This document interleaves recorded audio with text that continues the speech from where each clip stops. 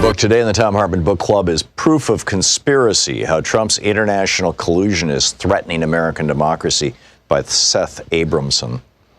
This is from the introduction.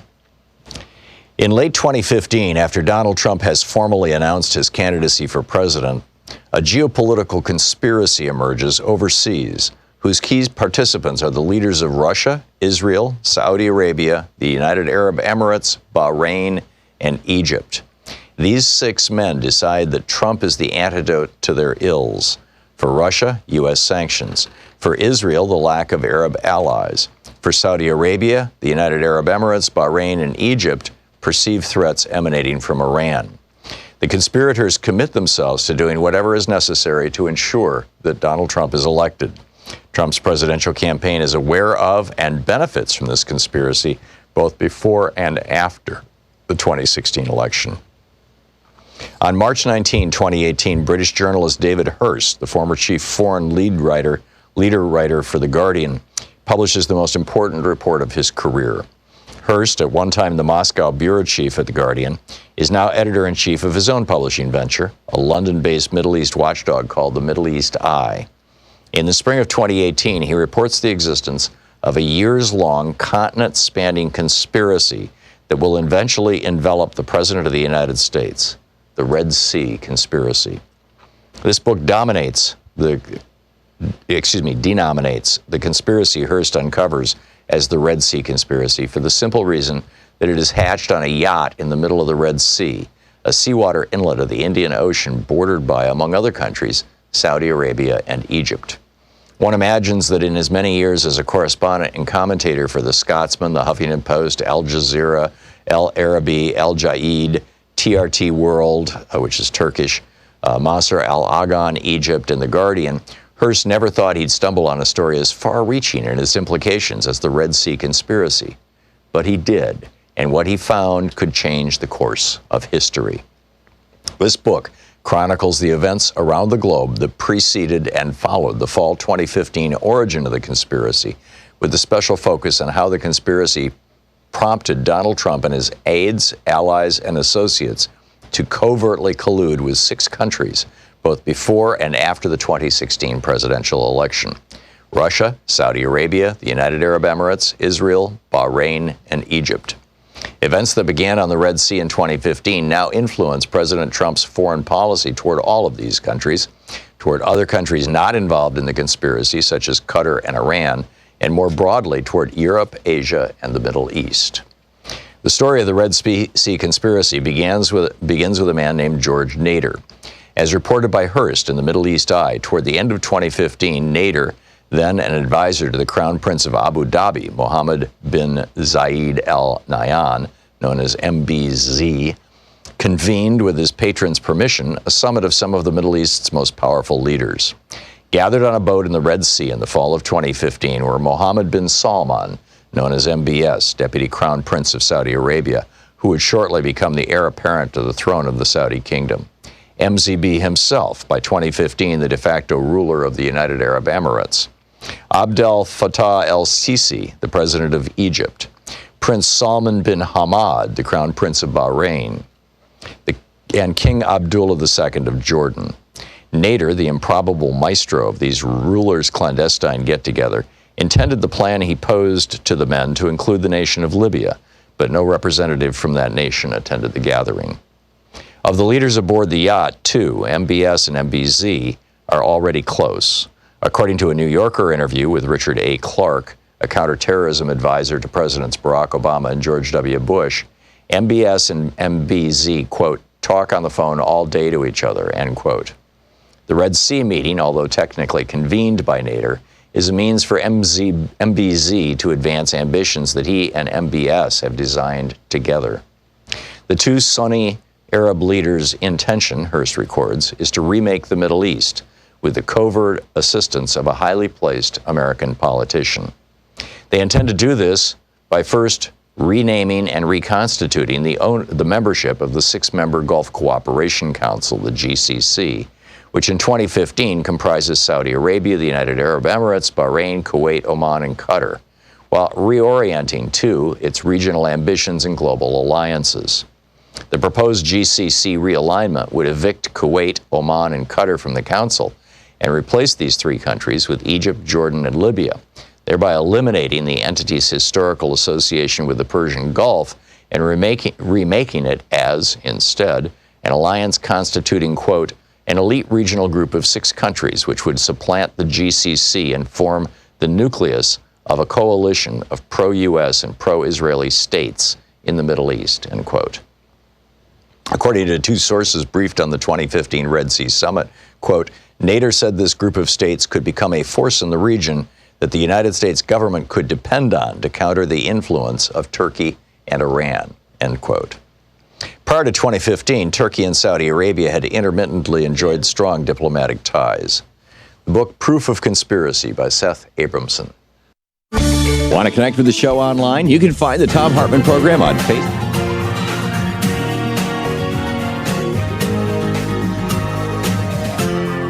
This is the Thom Hartmann Program. This is the Thom Hartmann Program. My name is Jefferson Smith. Honored to be with you. The State of the Union, well, it's all torn up. There was a State of the Union address last night. We also have partial results from Iowa. What we know is that we don't know who's going to be the Democratic nominee. We do now know, Lamar Alexander told us before, and now we know in more full throat, what the case for re-election of the current president is. And we will talk about that. We will also go through some fact-checking of the State of the Union address. If you did some of your own, you can call us 202-808-9925. 202-808-9925 is the call-in number to help us with our community fact-checking process. And he gave the Medal of Freedom. The President of the United States gave the Medal of Freedom, which normally, if you looked at the list of Medal of Freedom recipients, there would be folks that even if it required Senate confirmation to be granted the Medal of Freedom, the recipients would have sailed through. Sailed through.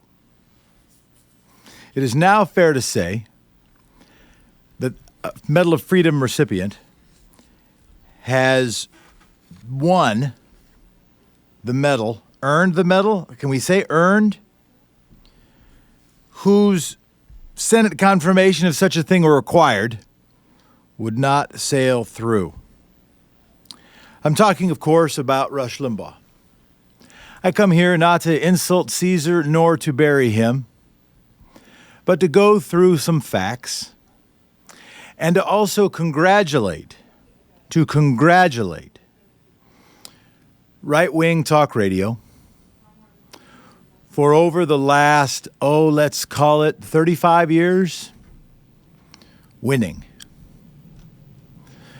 For transforming the media landscape of the country, for building the market that Barry Diller pointed out to Rupert Murdoch could be exploited, recognizing that if most media was trying to be somewhat eclectic, trying to appeal to a broad array of human beings, yes, including urban, yes, including rural, yes, including people of color, including Jewish people, including Christian people. And major media had its own mistakes, that they could find a more narrow but numerous market of just older white people who profess perhaps to be Christians. The vast majority of whom are Republican voters. And if they just narrowed in on that demographic, that they could do something that nobody else was doing. And they learned that lesson from someone who's now the Medal of Freedom recipient. Let's go through some of the facts that may have earned Rush Limbaugh this distinctions. During a series of public appearances he called the Rush to Excellence Tour from 1989 to 1991, Limbaugh joked about AIDS and suicide, among other subjects, and declared that feminism was established so that unattractive, ugly broads could have easy access to the mainstream. Congratulations, Mr. Limbaugh. On a short-lived TV show in the 1990s, Limbaugh compared 12-year-old presidential daughter Chelsea Clinton to a dog and sarcastically apologized for having previously called Amy Carter, daughter of President Jimmy Carter, the most unattractive presidential daughter in the history of the country. Congratulations, Mr. Limbaugh. Limbaugh's history of racist invective includes him saying the NFL all too often looks like a game between the Bloods and the Crips without any weapons, and dismissing the suffering of all Native Americans by claiming Holocaust, 90 million Indians, only 4 million left, they all have casinos, what's to complain about? Congratulations, Mr. Limbaugh. He also has frequently mocked human suffering, ranging from victims of natural disasters to those living in extreme poverty. In October of 2006, when actor Michael J. Fox recorded a series of political ads endorsing candidates in the midterm elections who supported stem cell research, Limbaugh mocked Fox's physical shaking from Parkinson's disease, accused him of exaggerating the effects. He continued, he is moving all around and shaking. It's purely an act. Either he didn't take his medication or he's acting, one of the two. Congratulations, Mr. Limbaugh. Limbaugh also referred to then presidential candidate Barack Obama as a African American and played the mocking song called Barack the Magic Negro. Congratulations, Mr. Limbaugh. There are many other conspiracy theories that Limbaugh promoted in his career, including one about the death of Clinton White House aide Vince Foster. He also claimed Obama might cancel the 2012 elections, or that Obama was born an African colonial or an anti-colonialist. In 2018, he suggested that mass shootings in New Zealand might have been a false flag to smear conservatives. He suggested that people who are shooting up schools more likely vote Democrat when you get right down to it, if they vote. He suggested Al-Qaeda may have given up Osama bin Laden for the express purpose of making Obama look good. Congratulations, Mr. Limbaugh. And in October 2016, in the wake of the Access Hollywood tape of Trump bragging about sexually assaulting women, Limbaugh came to the Republican nominee's defense, declaring if the left ever senses and smells there's no consent in part of the equation, then here come the rape police. In a truly dangerous act in 2017, Limbaugh publicly dismissed the safety warnings from government officials about Hurricane Irma. Limbaugh's attacks against the immigrant communities are prolific. In 2019, he said the Democrat Party has imported the third world into this country, and they have not assimilated, comparing asylum seekers coming to the U.S. border to the invasion of Normandy. Congratulations, Mr. Rush Limbaugh. I take no glee in someone's illness or in anyone's pain, whether I agree with them or disagree with them. In Rush Limbaugh's case, I mourn his life. The call-in number is 202-808-9925. We got the State of the Union address last night. We learned, if we didn't have a decent inkling already, the president's case to get 4 more years. And that case includes an economy that began its upward swing 8 years prior, maybe 7 years prior to this president becoming in office. I didn't want to say winning the election. He also made the case, and this is the one we've really got to be watchful for, I think. This is the moment I noticed most, was when he criticized Nicolas Maduro in Venezuela, calling him a socialist. Had Juan Guaido receive one of the only bipartisan rounds of applause in the chamber the entire night, the selected replacement for Nicolas Maduro, the socialist. And of course, socialism in Venezuela under Nicolas Maduro means a particular thing, including oppression. And right after that, right after making the case against the socialist dictator of Venezuela, he switched to healthcare. And he said, we will not let socialism destroy American healthcare. That's the case, folks. That's the argument he's going to make. And if you're thinking about viability of candidates, that might apply to how you're thinking about it. If you're thinking about language choices, if you're thinking about what you need to do to educate your coworkers, the case will be, and now we know that Iowa results, 71% I think are in now, maybe more since I started talking. And Bernie Sanders got the most total votes. Pete Buttigieg got the most total delegates. Both of them, it's basically a tie. Elizabeth Warren in third, Biden in fourth. No reason to believe that those results will change significantly with the remaining quarter, but we don't know. Remaining almost 30%. But we know the argument that Donald Trump is going to make. In 2016, he was a changed candidate. Changed country, don't have a black president anymore. And then using whatever arguments he could find. He's not particularly ideological. He's a keep candidate. You're listening to the Thom Hartmann Program. We will be right back. I'm Jefferson Smith. The call-in number is 202-808-9925. Thanks for being here.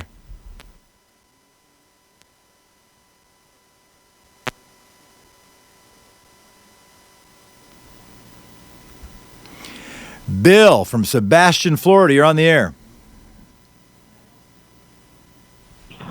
Yeah, I was kind of disappointed to see Rush Limbaugh there. I was also disappointed to see the Democrats stand and applaud Guaido. When Democrats are,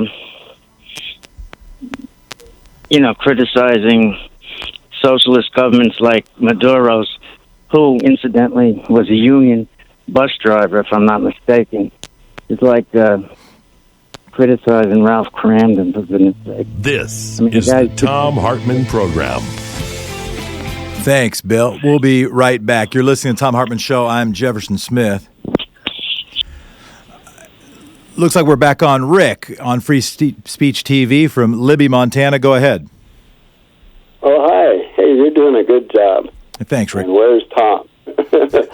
Tom is on vacation. He is not suffering from any major ailment, although he did say he was feeling a little bit under the weather. He will be back on Monday. I appreciate you putting up with me. Oh, you're not too hard to put up with. Hey, the Democratic Party is going to have to start being a little bit more aggressive. We sat there for 20 minutes and listened to the big orange pus pocket that's with the orange fur on his head, and then we turned the channel and found something that wasn't such a lie trap. I have a really great idea, but I can't really put it over the air. It involves something very, very simple that no one has spoken about, and either Tom or you or someone may well give me a holler. Well, feel free if you want to. I'm at Twitter at Jefferson D. Smith. Tom and the show are on Twitter at Tom_Hartmann. If you want to send us a note, even send a DM, I'll bet you we'll check it out. But obviously, it's going to be hard to talk about if we can't talk about it on the air. Well, yeah, I can't, and we don't have Twitter. It's going to take my phone number and the yeah. Well, I'll get you, Rick. Why don't I put you on hold, and the call screener can talk to you and maybe get your contact information. Let me go to JP from Bozeman, Montana. We'll go double-barreled Montana.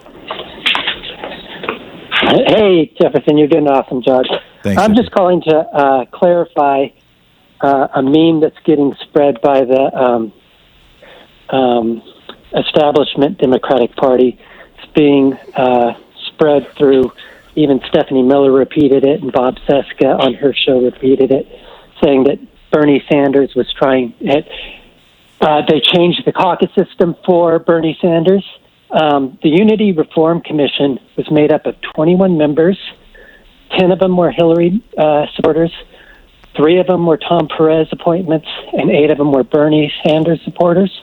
The caucuses have nothing to do with caucuses. Caucuses are a result of state laws that have to be amended or removed to change the caucus system. The Unity Reform Commission were only able to make recommendations that they passed on to the Rules Committee that was entirely appointed by Tom Perez and made up no Democratic National Committee members. The main objective of Bernie Sanders supporters was transparency and oversight over the DNC's primary system. JP, thank you for the call. Suggestions were deleted. Yeah, no, appreciate before it. they went to the Rules Committee. We got to go to break now. And I hear you, and I think for me, what I came away with last night is not that it's relatively counterproductive to blame one person or another person on what happened in Iowa. Heck, the Republicans in 2012 waited 2 weeks for results.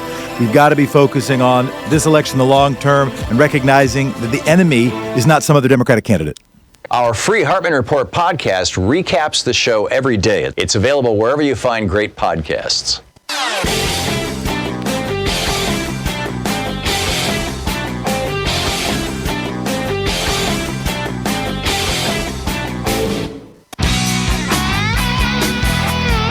We're back. You're listening to the Thom Hartmann Show. I'm Jefferson Smith. Rush Limbaugh is a Medal of Freedom winner, according to this president. Randall from Oceanside, California, you've got a question, I think. Yes, I got a quick question for you, and it's this. If the president gets acquitted, and it looks like he is, does the arguments that Alan Dershowitz make get any legal credence, like precedence or whatever you would call it? In other words, carved in stone for future presidents to use? It's a great question, Randall. Thank you for the call. I'm going to cite Oliver Wendell Holmes, the younger, the judge rather than the poet, who said, "What a judge will do is all I mean by law." The precedential power of Alan Dershowitz's words will only have weight to the degree that a future decision maker abides by, listens to, heeds, remembers the argument. The reason it makes me concerned, the arguments why I think it will be remembered, is that it is in alignment with the unitary executive argument that's been made by Dick Cheney since the Nixon presidency. That essentially Bill Barr has subscribed to the same theory that we ought to kind of more have a king. And the way the country would work better. And by the way, there were folks that Alexander Hamilton wasn't too far away from that. I'm not as big a Hamilton fan as Broadway aficionados might be.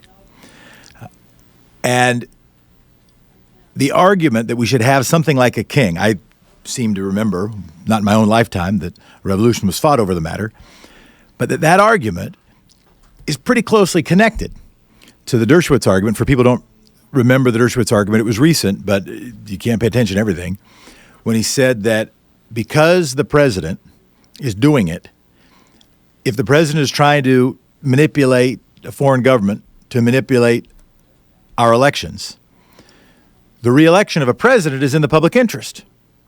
And therefore, if the president does it, it's okay.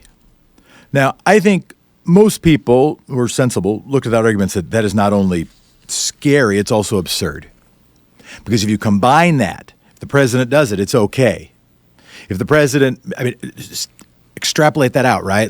Play that out in other examples.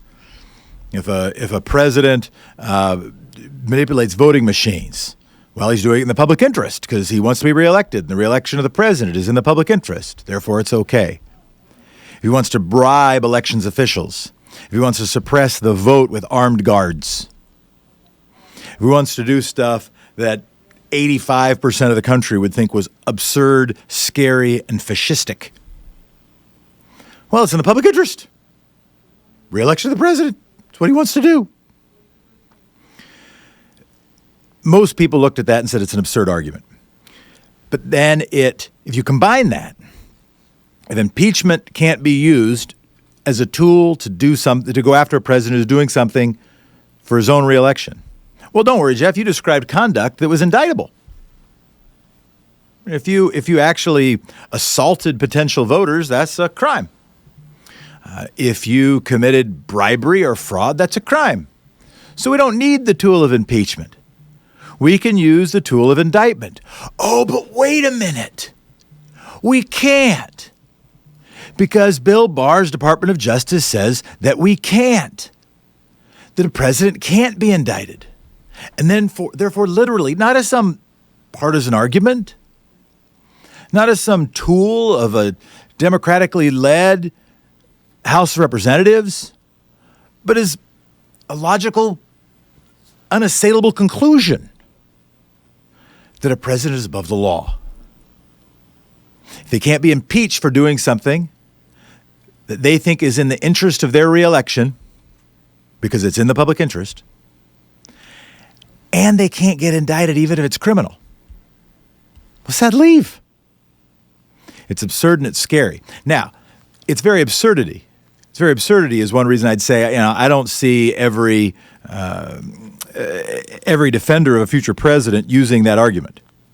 But the reason I don't dismiss it entirely is because it does follow along with the unitary executive argument that has been in the fringes and then in the mainstream of Republican thinking, and now ascendant and dominant within not only the Department of Justice head Bill Barr or this President Donald Trump, but also apparently with the entire Republican constabulary in the U.S. Congress.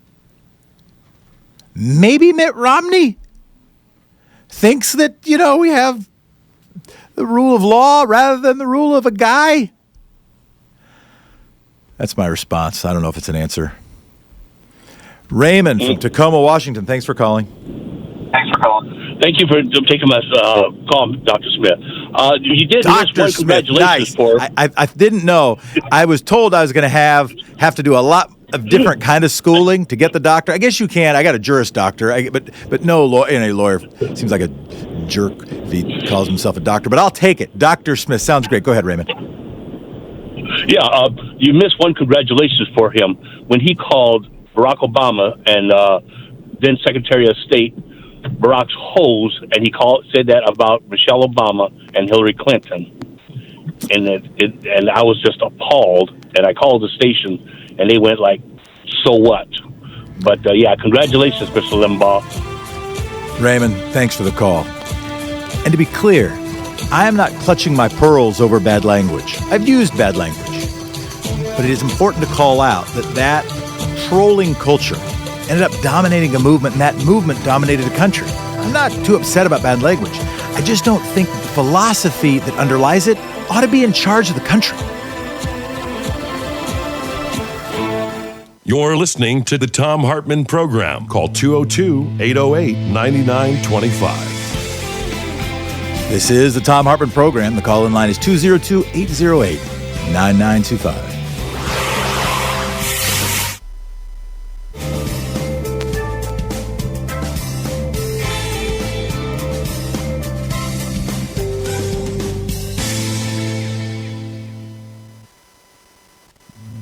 This is the Thom Hartmann Program. Our book today.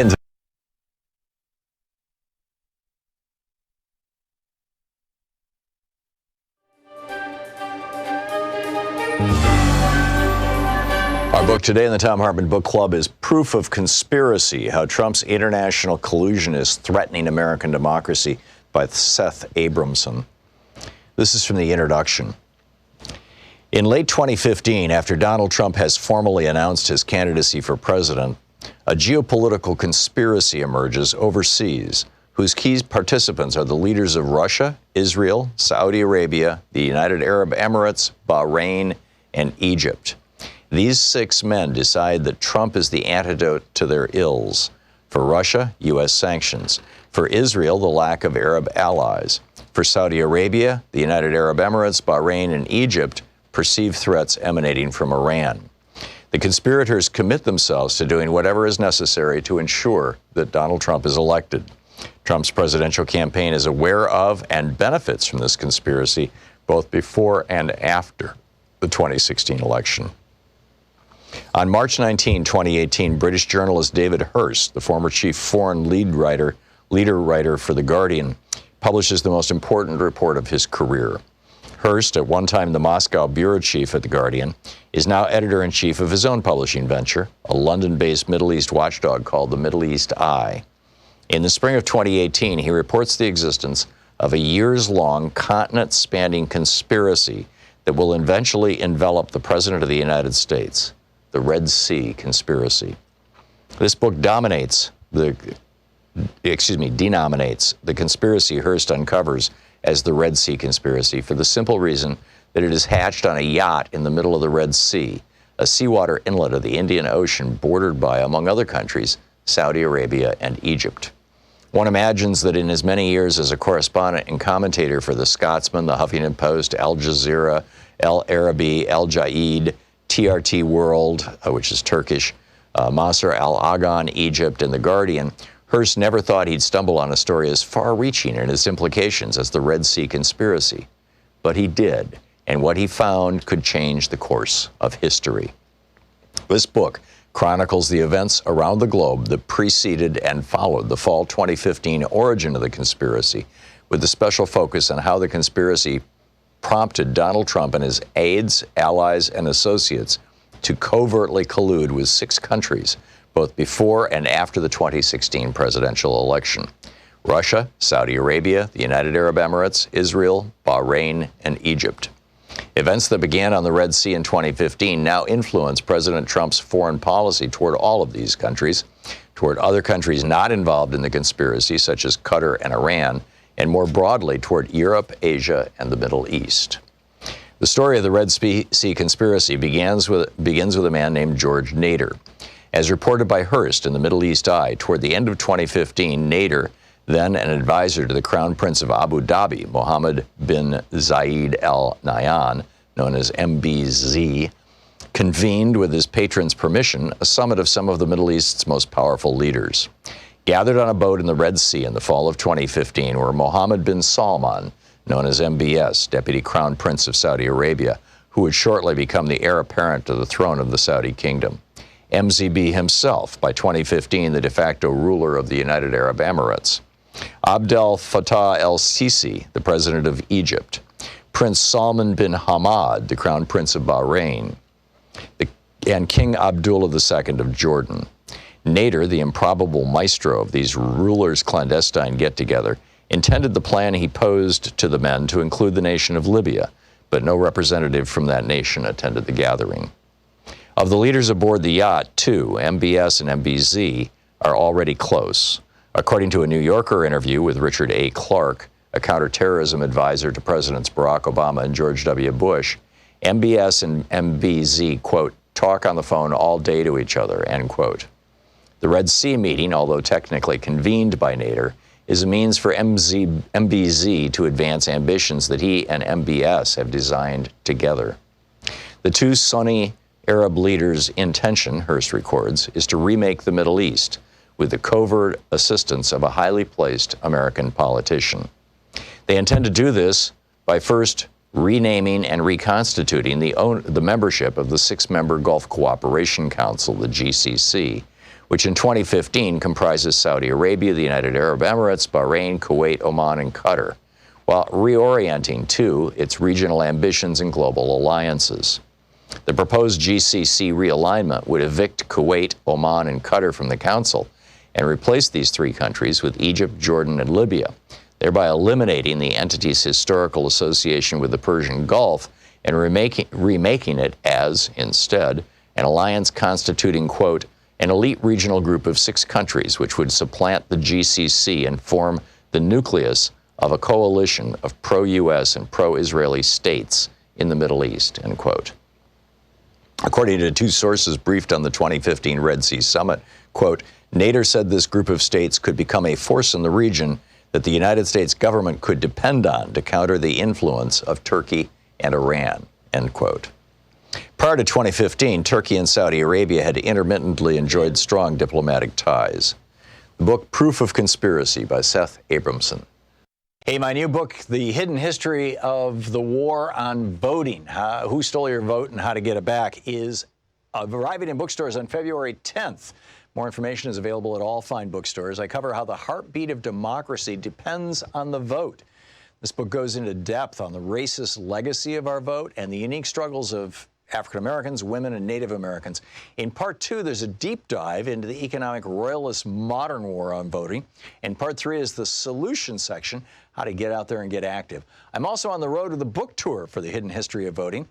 Join me on Monday, February 17th in San Francisco for the Berkeley Arts and Letters Series, on Wednesday, February 19th at Town Hall, Seattle, Sunday, February 23rd for the Blue State Ball in Minneapolis, Friday, February 28th at Powell's in Portland, and Sunday, March 1st in Chicago. More information is available at thomhartmann.com.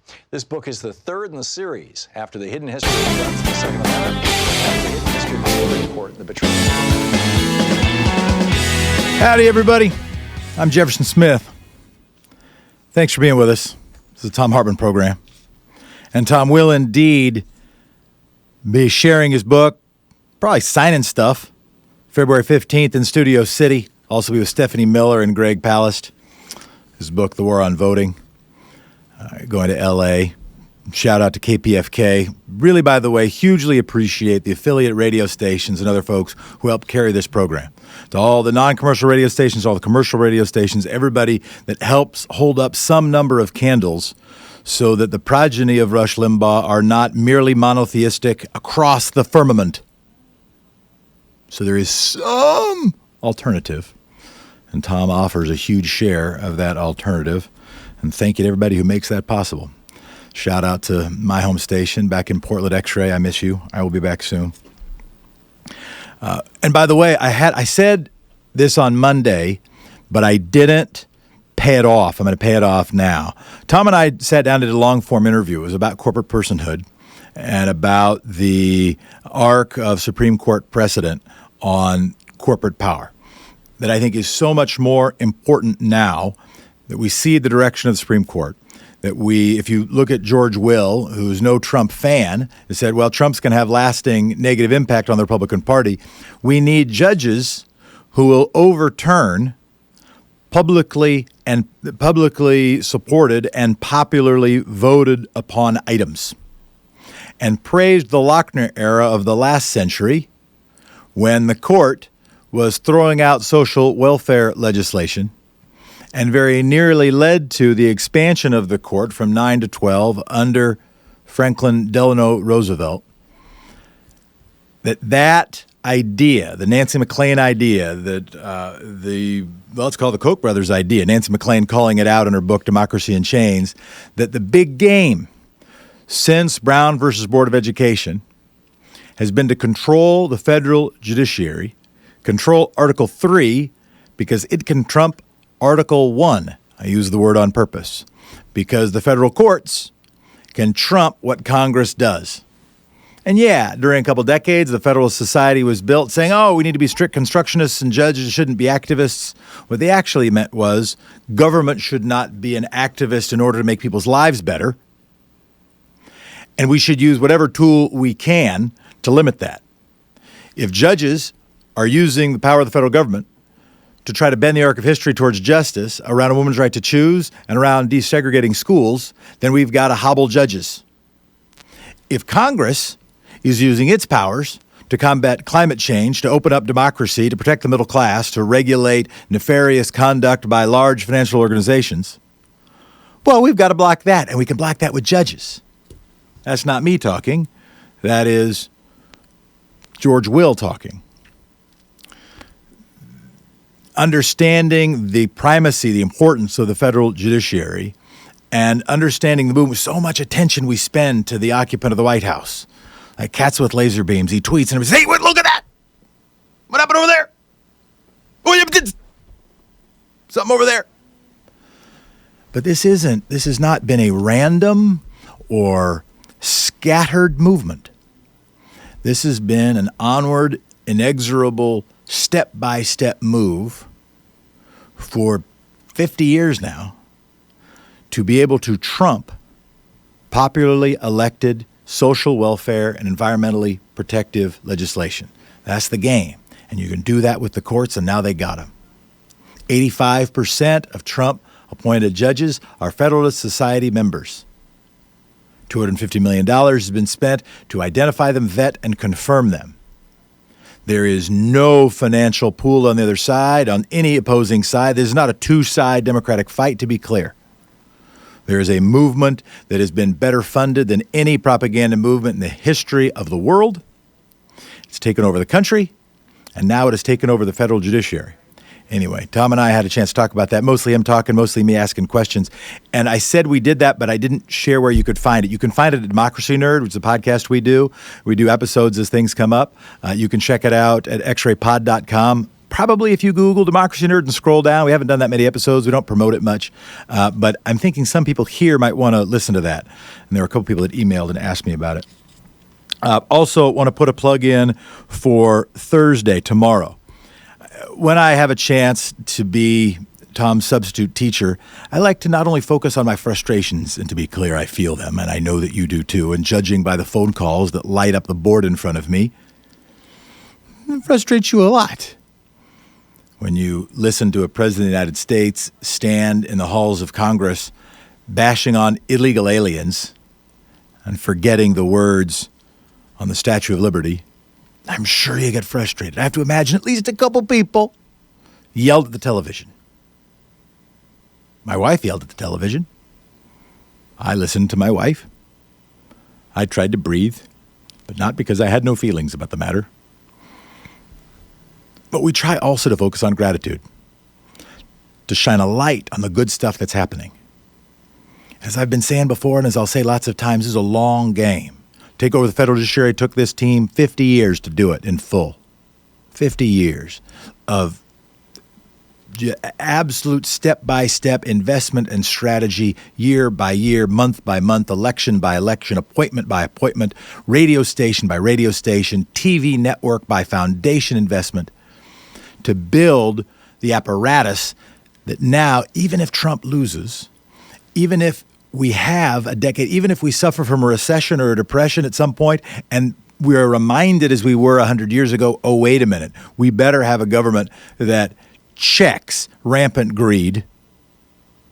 Even if the climate catastrophes that have been happening all over the world finally wake us up and say, oh, wait a minute, maybe we should pay attention to this. Even then, we could have a Supreme Court that overrules us.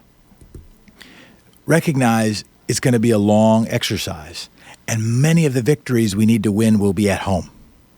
Many of the victories we will need to win will be in Mesa, Arizona, and Denver, Colorado, and Tafton, Pennsylvania, and Chicago, Illinois, and Madison, Wisconsin, and San Antonio, Texas, and San Francisco, California, and Portland, Oregon. Women's suffrage did not happen because Congress was ready to do it. It happened because it went state by state by state by state. Until then, it was a movement strong enough that a Congress and the president could not resist it. We've got to think big and also think home and work there. And so on Thursday, I like to do Thank You Thursday, to invite folks who listen to the show to share some great stuff that's happening that you see in your community. It could be a person who's doing something great. It can be an innovative piece of legislation that passed. We want to do Thank You Thursday tomorrow, and I figured the last time we did it, it was better. The first time I did it was like, I don't thank anybody. I'm just grumpy. I understand it. Gratitude matters, though, by the way. It turns out that we sleep better if we're grateful. We're healthier. It improves our heart rate. It improves our physical health. We tend to eat better, more healthily if we're grateful. They did a study on happiness. This is fun to know. They did a study on happiness. And if you will write down, you can say them out loud, probably works the same, but the study was writing down every day 5 things you're grateful for. It can make you, 5% happier. That's about as happier as winning the lottery makes. You win the lottery, you get about 5% happier for a while.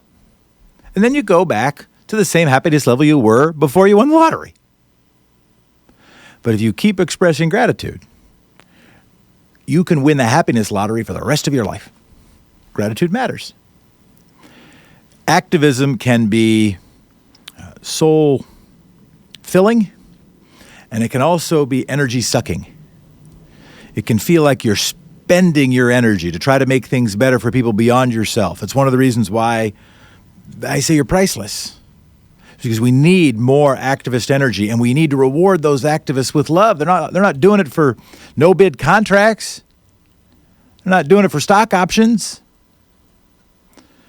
So we can model that behavior. We need to be a movement of love. We need to be a movement of gratitude. Yeah, we can criticize things. We can argue about things. We can try to be hard-minded. But we can also be soft-hearted. We can also be loving. The first time I did it, we weren't as ready. But the most recent time, a lot of people called in with great gratitude. I figured if I gave a day in advance, some people would think about it. Think about somebody or something. Who would you give a micro medal of freedom to? Would it be a talk radio host? Or to be somebody who's been working on voting reforms in your town? Would it be somebody who is working to make sure that your state legislature cares about people who need health care, cares about supporting the middle class? We'll talk about that tomorrow. We'll be taking your calls right after this. I'm Jefferson Smith. This is Thom Hartmann's program. I am honored to be with you. 202-808-9925. You're listening to Thom Hartmann. Visit ThomHartmann.com for audio and video archives. Speed round coming up next. Your calls. Thanks for calling.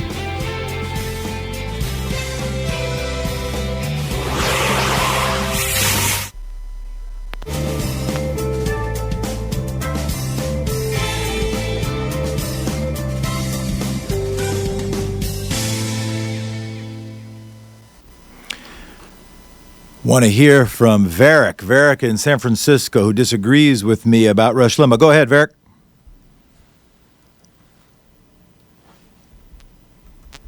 Varick, can you hear me? Go ahead, Varick. Start again. Couldn't hear your first words. Yeah. Okay, sorry, Jefferson. I just want to say that I love you, and I think there should be a national holiday for the death of all of the trolls and enemies of democracy and liberty. The 99% of the people in this country need to unite. We need to vote for Bernie no matter what. 4 more years of Trump is 4 more years of Vladimir Putin ruling our country. Our freedom can disappear in front of our eyes, and we need to resist fascism. Thank you, Jefferson. Love you. Thanks, Varick. Love you too, man. Appreciate you. That is my favorite kind of disagreement, by the way. It came in and says disagree. If somebody says I disagree with you, and then they end up saying I love you, and then saying, "Oh, anybody wants to disagree with that in that way for the rest of my life?" Heck yes, Marianne from Tafton, Pennsylvania. Hi. Hello. I have been screaming at the television for decades now. Has it ever screamed back? Has it ever learned its lesson? If that happens, I'm gonna. It doesn't.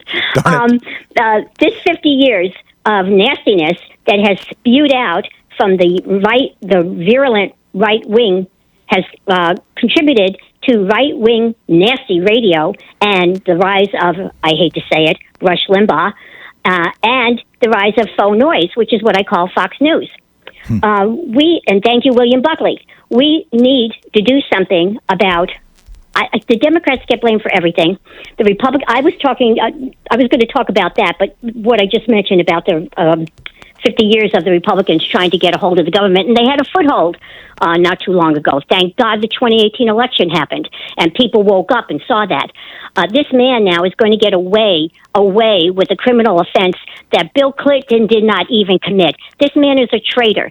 This man should be boiled in oil. I don't know. I come from New York City. I'm glad. I want to pause just there for a second. I appreciate your vigor, and I have to acknowledge I am glad that we have moved beyond boiling people in oil. Just for the oil, but also because the boiling people sounds horrible. But go on.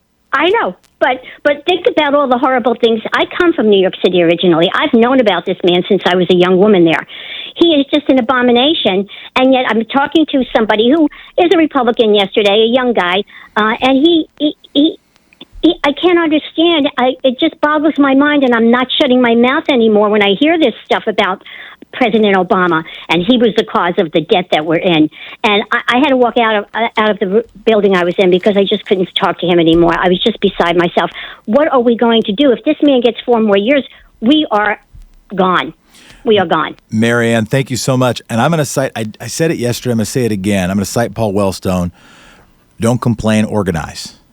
That our best chance is relationship by relationship, person by person, brick by brick, step by step, finding something to do.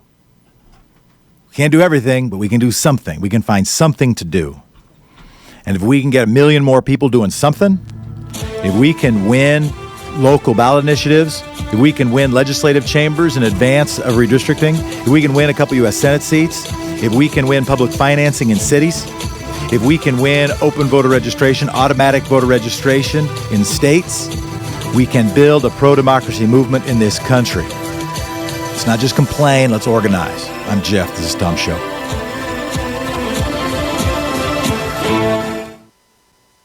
Our free Hartmann Report podcast recaps the show every day. It's available wherever you find great podcasts.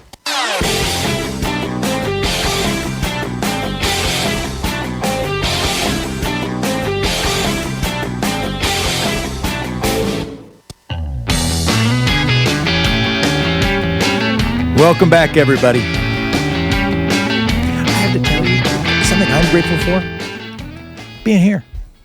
I might be trite, but it is, I don't take lightly the privilege and the honor that it is to be here with you. I hope that it's useful for you. It is deeply useful for me. I learn stuff every single time. It's also helpful therapy. But just to go through that experience. And by the way, I watched the State of the Union last night. Anybody who thinks that, the greatest enemy, whoever we should be criticizing most, is the presidential candidate we like fourth best. We should be spending most of our energy like how Bernie isn't great, or how Pete Buttigieg isn't great, or how Joe Biden is bad. That's where we should be spending most of our energy. I watched a speech last night of somebody who equated giving people health care to a dictatorship in Venezuela. That's what I saw. And I saw more than half of the room rise and cheer. That's what I saw. What it communicated to me was that we do need a unity movement in this country. It probably needs to occupy the one party that isn't the party in power right now, but it's a pro-democracy movement. You got another vessel? Yeah, I'm open to hearing about it. But until we change voting rules, we got a vessel. It's the Democratic Party vessel. And a pro-democracy movement is deeply necessary. And so, whatever happened in Iowa, I'm not that freaked out about it. Everybody else is so freaked out about it. I think they're freaked out about it because they're bored. I think that what else is MSNBC and CNN and the New York Times, the Daily, what are they supposed to talk about? They can't talk about the organized, brick-by-brick takeover of American democracy. It would seem too partisan. That would seem not both sidesy enough. They'd have to come up with then another story about, I don't know, how Democrats receive money from someone. There ain't ever been anything like what's happened to the federal judiciary over the last 50 years. There ain't ever been anything like it. That's a story that's significantly undercovered and has not been sufficiently undercovered. That was a word joke there. That I hugely appreciate the chance to be here and let us focus where we can. But I said we were going to do calls, so I'm going to shut up. Julie, Grand Rapids, hello. Hello. How you doing? Good. I'm good today, but a lot of days I'm not so good. I'm having a real tough time not having a nervous breakdown with this administration, with McConnell, Pompeo, the whole damn bunch of them are taking over America. I daily cry, and then I'll read something by, I'll watch something by Anderson Cooper, or I'll read something on Huffington Post that reminds me I've got work to do. We have got to stay busy. Next Saturday here in Grand Rapids, in downtown in our Rosa Parks Circle, we'll have a Black History walking tour. Terrific. And then children's painting in the park, and it'll be fully integrated. It's so beautiful to come out in our city and see everybody working together. I know it's not as dire as it seems, but these people are driving me crazy. They are making me physically ill on a daily basis. Julie, you just proved both points, and thank you so much for doing it. Yeah, it can be crazy making, and I'm here with you. And what a wonderful way to spend the energy, to honor the good stuff in the world, to not retreat just to our anger, not merely to yell at the television, but use that energy as strength to fuel the pro-democracy movement. Heck yes! Wow. I sound somewhat motivated. Mike from WCPT Ain't Afraid of Me. I'm going to speak in a very cool voice now, Mike. Okay. Got a question in regards. You were talking about all the federal judges' appointments that have been done recently under Trump. And some time ago and several times, Tom has spoken about the idea to bypass the Supreme Court rulings that would work against Democratic or the Democrats who have bills that get passed by court stripping. So my question is, if they put through bills that include court stripping, does that mean all courts can't rule on it, or just the Supreme Court? Because if it's just the Supreme Court, does that mean a lower court ruling is what would be the standing argument that would ruling that would go? Because I'm wondering if the Republicans actually had thought about that, and that's why they're stacking the court so heavily. No, I do want to talk about that, and we're going to go to break in just a minute. And this is not a speed. I don't have a speed route answer, but I do think that the reason I'm glad for the question, and by the way, jurisdiction stripping or court stripping is reducing a court's jurisdiction. And by Congress asserting constitutional authority, saying hey, the courts aren't the only people who are going to weigh in on the Constitution. So it's all courts? Congress can do it likewise. Well, all courts, it depends. One would have an argument that state courts aren't under the jurisdiction of Congress, but federal supremacy, we do have supremacy over state law. The U.S. Constitution has supremacy over any state constitution. And in preemption, the Congress can pass a bill that says our law governs and no other state can overturn it. And preemption is one of the big moves that has been made over the last 30 years to preempt state laws. So what might be useful is, and I will give my email address at this point. I've done it before. It's jeffersonsmith@gmail.com, and my Twitter is @JeffersonDSmith. If you want to send me a note of a particular example, that might be an interesting way to walk through this. So I'm not just talking in a conceptual manner, but also dealing with maybe even not hypothetical, but an actual use case. I think that could be. But what I appreciate about your call and topic in particular is that this is the thing, the ambit of the courts. Like, if you believe in the hypothesis of the rising Democratic majority, if you see the demographics changing in the country, and that if you have a movement, if you're a Republican Party, if you have a modern right wing that's built pretty much just around largely older, white, self-professed, if not Bible-reading Christians, that ain't a majority of the country. And it's becoming less of a plurality of the country. But if you believe that, then eventually court supremacy is going to be key to those folks. We'll talk about it more. Sounds like the break. You're listening to Thom Hartmann.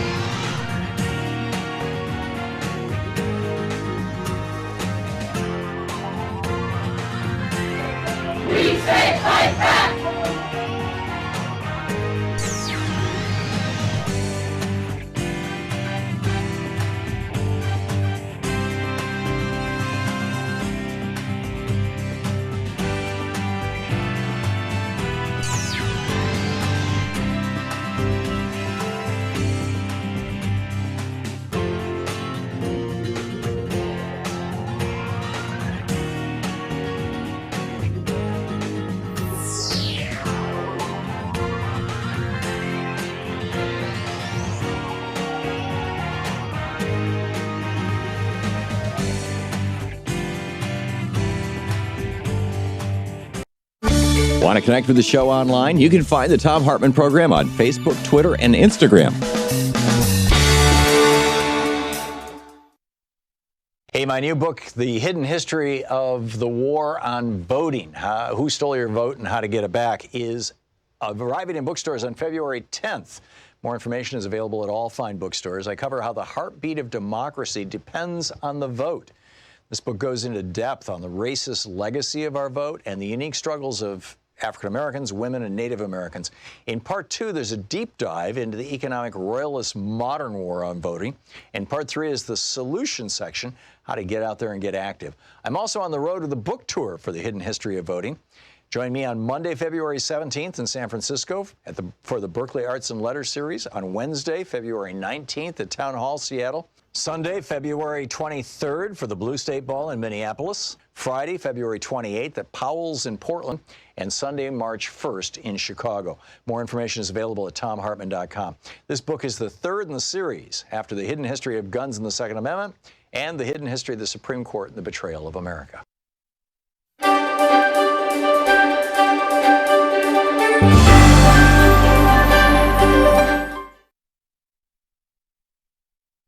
Years of strategy and struggle against the prison industrial complex. It's a collection of essays. This one is by David Gilbert on page 31, titled The System Within the System, the Prison Industrial Complex and Imperialism. For those of us held behind locked gates within the walls and fences topped with razor wire, the corrections regime is the system that works tirelessly to impose total control over every aspect of our lives. Yet as ponderous and powerful as prisons are, they're only one part, a central girder, of a much bigger and more foreboding house of horrors, which can most accurately be named imperialism. The structural needs of the larger edifice set the specifications for the size and position of the girder. The strength of the girder helps determine how long the building itself will stand. We can't understand the explosion of imprisonment in the United States since 1971 without looking at an imperialism's urgent needs and goals of that period. By the same token, we can't develop an effective program around the prison industrial complex without grappling with the stresses and trends of the larger system of imperial rule. To be clear, before you take time to read this chapter, I don't offer any brilliant ideas on strategy. Those will most likely emerge from the organizing and activist efforts themselves. However, some of the concerns discussed may raise questions that go into forming strategy. I definitely look forward to learning from the dialogues that this generates on these issues. Imperialism may sound like the kind of rhetoric we want to avoid, but it's one word that needs to be rescued as the best way to name the system that rules over us. The basis of imperialism is the relentless quest for profits around the globe. Its most striking characteristic is the colossal and grotesque polarization of wealth. That polarization happens between nations, between the rich countries of the North and the impoverished ones of the global South, the impoverished countries of Africa, Latin America, and parts of Asia, and at the same time within each country based on class, race, and gender. The poles of dazzling wealth and abject poverty are intimately linked, as the former results from the ruthless plunder of the latter. This system is built on and intensifies all the major forms of oppression, patriarchy, capitalism, and white supremacy, all of which are structurally central. At the same time, imperialism highlights the global character of the system in a way that explains why the most intense oppression and resistance have been in the South, and that also provides the context for why the liberation struggles of the various people of color have been in the forefront within the U.S. There's no way to capture what the system costs in human life and potential, the pain and loss for all of us. Close to 1 billion human beings suffer chronic hunger, while another 2 billion face nutritional deficiencies. 1 billion lack access to clean drinking water. Just looking at children under the age of 5, imperialism is a holocaust in progress. Over 9 million die every year from easily preventable causes associated with poverty. The price for future generations may be even more severe as the rapaciousness of this global frenzy for profits threatens the very ecological basis for sustaining human life on any scale on our planet. Since most people won't accept living in squalor amid plenty, imperialism entails both the most sophisticated and the most brutal forms of social control. Its most salient feature is war after war after war, mainly against the peoples of the South. The domestic front line of such repression is a truly violent and harmful prison industrial complex. Today, 2,300,000 people are held behind bars, about 7 times the number in 1971. That explosion was unprecedented, coming after a 70-year period when the rates of imprisonment had remained more or less constant. This dramatic change did not result from some sudden skyrocketing of criminal activity, but rather from a radical expansion of what was designated as a crime, and a draconian increase in the punishments for those crimes. Such extreme measures were driven by considerations way beyond criminal justice, and often at cross purposes to the proclaimed goal of public safety. These destructive changes were born from crisis, one much more severe and protracted than the periodic ups and downs of the business cycles that occur over a roughly 10-year period, but rather a situation that threatened the very survival of the system. Such structural crises occur because capitalism is by its nature unstable. The economy is vast and complicated, but the major decisions are made by a tiny corporate and financial elite, with each thinking only of his own profits. When a structural crisis develops, the long-term institutional arrangements that assured a reliable flow of profits and the rule of capital no longer function. One dramatic example was the Great Depression of the 1930s, followed by World War II. At the end of that period, a new set of international institutions, such as the International Monetary Fund and the World Bank, were created. At the same time, a new deal was hammered out for the terms of the bargain between capital and labor within the U.S. Those arrangements worked well for capital until they broke down a generation later. That new structural crisis, which emerged between 1968 and 73, is the seedbed for the burgeoning of the prison-industrial complex and many related changes in U.S. history. The first and most obvious signs were political, as the resistance to imperialism crested in 1968. Abolition Now.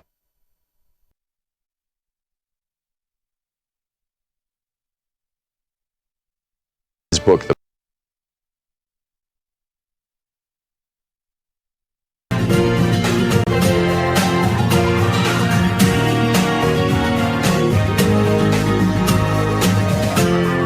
This is the Thom Hartmann Program. Welcome back, everybody. I'm Jefferson Smith, sitting in for Thom Hartmann. Happy to be here. Honored to be here. I brought my dog because the people here told me that I could, maybe even should, that they'd like to see him. And he's just been kind of wandering around. Come here, buddy. For people who are watching on TV, this is George Bailey. He is my puggle. He is half pug, half beagle. He is, I think it's fair to say, this man's best friend. He's a sweet boy. I spoon him pretty much every night to go to sleep. And when I come home from work, he kisses my face longer than is really appropriate. And I'm not proud of these things. There are many things in my life that I'm not proud of, but there's a good dog. He's a good boy.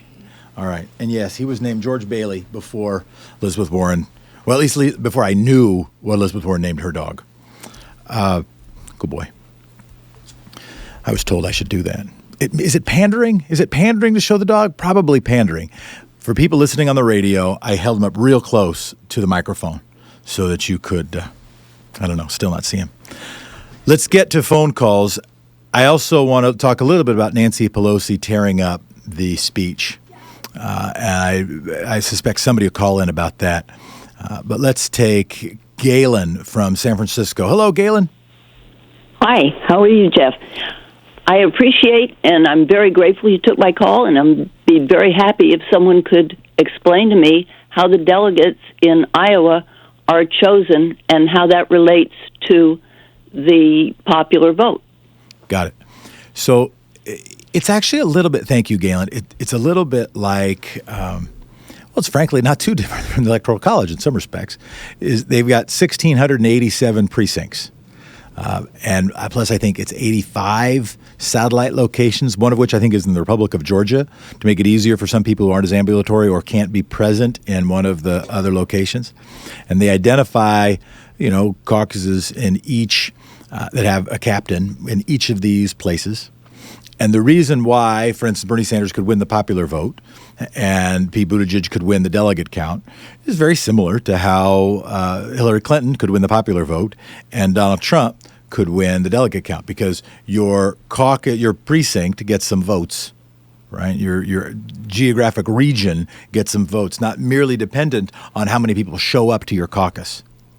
And so for people who are nonplussed by the early returns in Iowa, they're like, well, we should just go by the popular vote. The funny thing is, for people who are grumpy at Hillary in 2016, she was just urging a primary then. Dick Durbin, by the way, senator from Illinois, just came out saying it should be the end of the caucuses.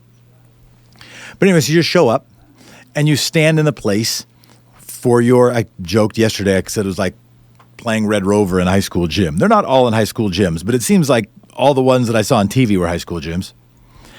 And you're there. And if you get under 15%, then you're deemed, if your candidate gets less than 15% of the people there, then you're deemed non-viable, and there's a second round, and you go there.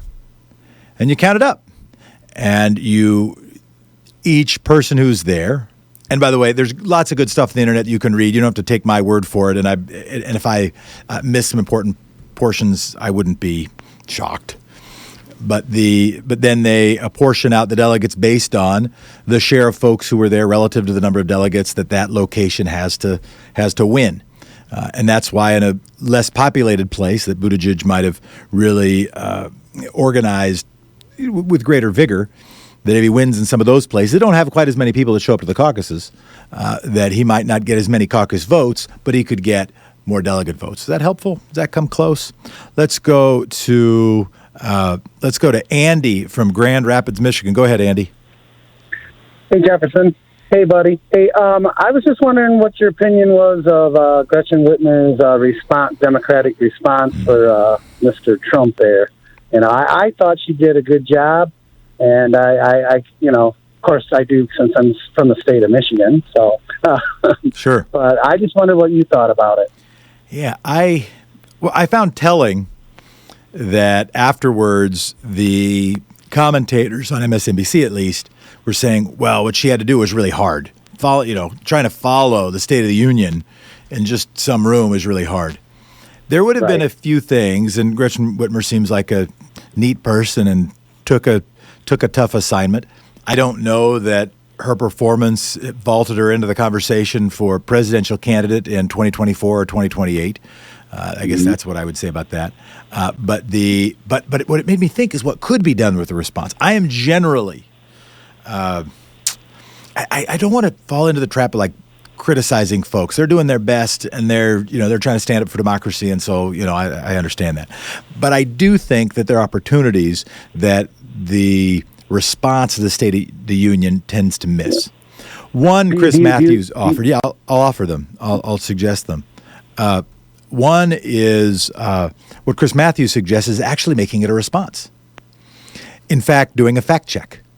If you can get the speech in advance, as Nancy Pelosi seemed to, and if you could take pictures of it and send it over to whoever's giving the response, you could get a little head start on the fact check. But you could do the fact check real time because there were folks doing fact checks real time. And you could say, for instance, the biggest lie of the speech, just have it be on pre-existing conditions. Let's be clear. When the president says that he will do nothing to protect, he may do nothing to protect, he will do nothing to cut Social Security or Medicare. He said the same thing about Social Security, Medicare, and Medicaid during the 2016 election. He has pushed to cut, 1.5 million people off of Medicaid? You can't if he says he's not going to cut your health care, he has and will. And then look at the movement and look at the energy and look at the proposals of the Republican Party to see how they want to cut Social Security and Medicare. And when he says we will never touch pre-existing conditions, his own Department of Justice, his own Confederates, and his own appointed judges are working to throw out Obamacare with nothing in its place. And notice that he didn't say he had a health plan because they don't have a health plan. Because the best health plan that Republican thinkers could come up with was, in fact, what turned into something like the Mitt Romney health plan in Massachusetts, I can say that, and then turned into something like Obamacare in the United States, a private sector focused, private health insurance exchange subsidized so that people who can't afford things on the exchange can get something. That was the best idea that in the 1980s and 1990s the right-wing theologians had. So they didn't have a health plan.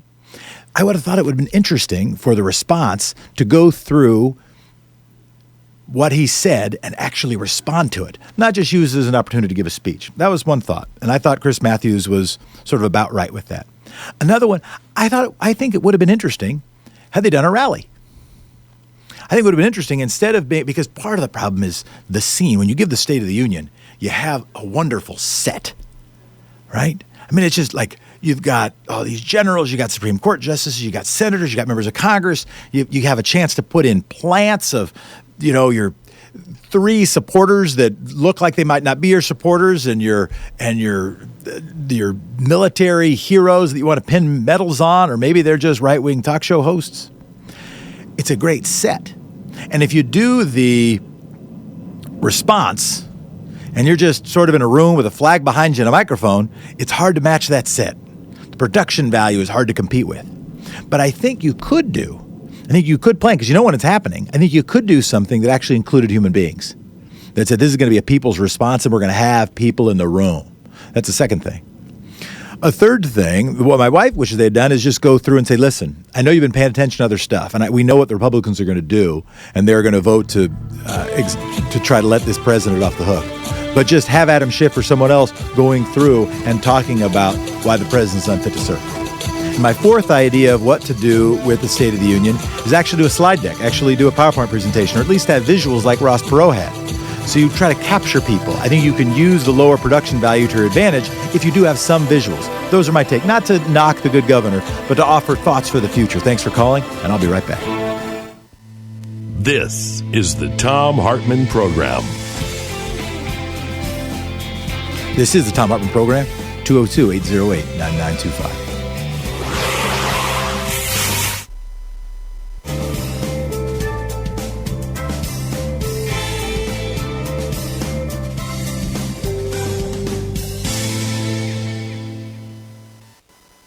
Rob from Mesa, Arizona, you are on Free Speech TV.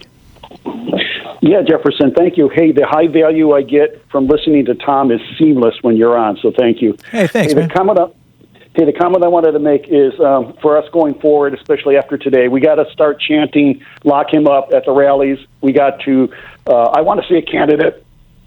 I want to see a candidate, no matter who we get, to just tell him he's a liar to his face. It's proven. And even if we don't do that, we need to chant, lock him up. We need to fight this organized crime party, and that's what they are. And we can prove that too, because what are they doing on each state level? They're throwing people off the ballots. They're trying to suppress the vote, and that's how organized crime works. They try to cheat, and they're just trying to cheat. So we need to basically, have our candidates call them liars to their face, and basically have them lock them up. So I'd like to see a candidate come out and basically say, "Yeah, I'm going to pursue this. We're not going to let this drop," because if he's committed a crime and the Department of Justice won't go after him until after he's out of office, well, once he's out of office, he's fair game. I appreciate it, Rob. I heard a couple things, and thank you for the kind word, and also thanks for engaging. I heard a couple things that you said that I want to pull out. One is that there should be vigor in going after Donald Trump and his Confederates for criminal activity. And the other thing I heard you say is that vigor should include both indictments after the election, or indictments after Donald Trump is no longer president. Maybe that's in a year, maybe that's in 5 years. And then that candidates should talk about that. Absolutely agree there needs to be vigor. Absolutely agree there needs to be accountability in the White House. And if we don't have accountability in the White House, we got a real problem. I'm going to be mealy-mouthed in my response. I'll just let your statement be the statement. The idea of locking up one's political opponents and talking about locking up one's political opponents, that does seem like the kind of thing bad democracies or non-democracies do. I think if I were asked that question, or if the candidate I liked were asked that question, I think what they would say is, listen, I am not in the business of locking up my political opponents, but this government has to be in the business of holding people accountable for breaking the law. And therefore, if there is indictable behavior, and that is determined by a non-partisanized Department of Justice, then the fact that the person was president, the fact that they were excused from the behavior when they were president because of a Department of Justice saying that they couldn't be indicted, that can't be a shield from accountability. I know that's more words and not as fun as chanting lock 'em up, but at least it's my feelings at the moment, but I hear yours. Let's hear from Nancy on Free Speech TV from Elkhart, Indiana. Yes. Hi, Jeff. Hello. I'm so pleased when you're on. I love you. I love Tom, and I really appreciate the knowledge that you are sending out. Well, thank you so much. I like what you said, really, about things taking about at least 50 years to sink into our society. I remember very, very much when I was in college, which was about 50 years ago. Yeah. If you're going to go off, if you hear the music, I'll talk. I probably won't be able to get this through. Yeah, go ahead. Do your best. Okay. Anyway, a couple of professors told our class, be on the lookout for people over 30. And they said because those are the people that are going to be the parents and the grandparents who haven't had the experiences that you kids have. The free Hartmann Report podcast recaps the show every day. It's available wherever you find great podcasts.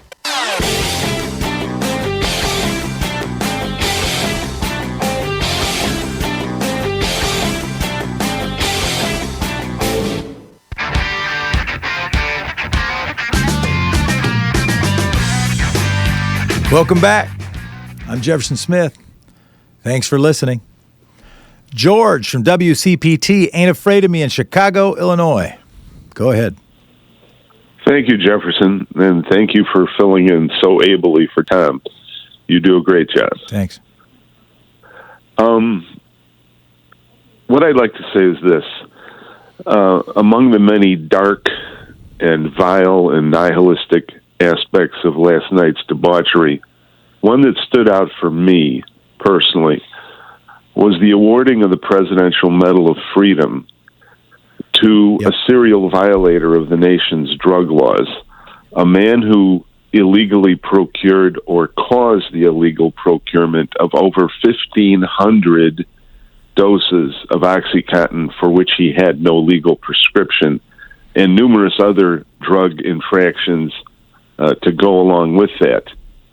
And to have that medal pinned around his neck was just an abomination.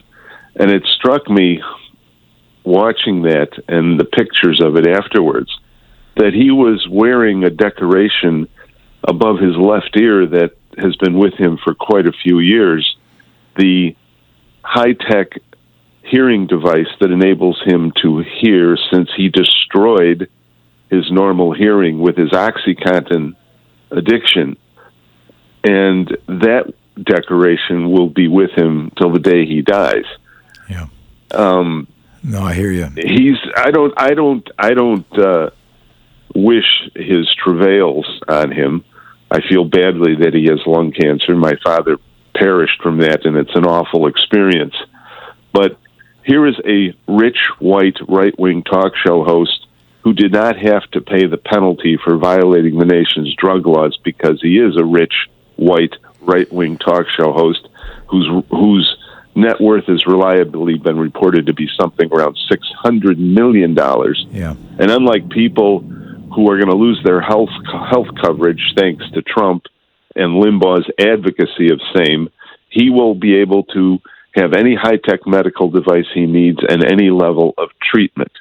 That's where we are as a nation today. Thank you, George. Appreciate the call. And let me respond. So I do think at the end, I found myself nodding my head. My disappointment, one of my great disappointments about Limbaugh is that he himself needed forgiveness, but his methodology and ideology was not one that was forgiving of people who didn't have the same boots that provided the same straps that he and many of us have been given. To be clear, I don't have those either. That said, my own disappointment about him receiving the Medal of Freedom was not because of his worst moments. I hesitate. I've had bad moments. I've done things I'm ashamed of. I don't want to evaluate someone else more harshly than I would evaluate myself. I want to hesitate in judging someone by their worst moments. I have compassion for someone who suffered from addiction. I wish that compassionate man who became a friend of mine had cancer, and he ended up being the treasurer of the state of Oregon. His name was Ben Westland, and he was a Republican, and he got cancer. And through his cancer, he became an independent and then eventually a Democrat. And he realized, to hear him tell it, that we needed a set of systems that helped people. We needed a healthcare system. We needed a more compassionate government. And that impacted his political trajectory. He recovered from cancer, but then it relapsed and he ended up passing away, but not until he had been elected treasurer of our state. And the way I think about Rush Limbaugh's OxyContin addiction is not, oh, how dare he violate the drug laws. Other people have violated drug laws in this country that I wish weren't locked up in prison for the rest of their lives. You did make the point about how he had a certain type of privilege to evade punishment for that, but that he didn't acknowledge that privilege and then use some of it to try to benefit others or have some epiphany around how the world should treat other people. That I do critique.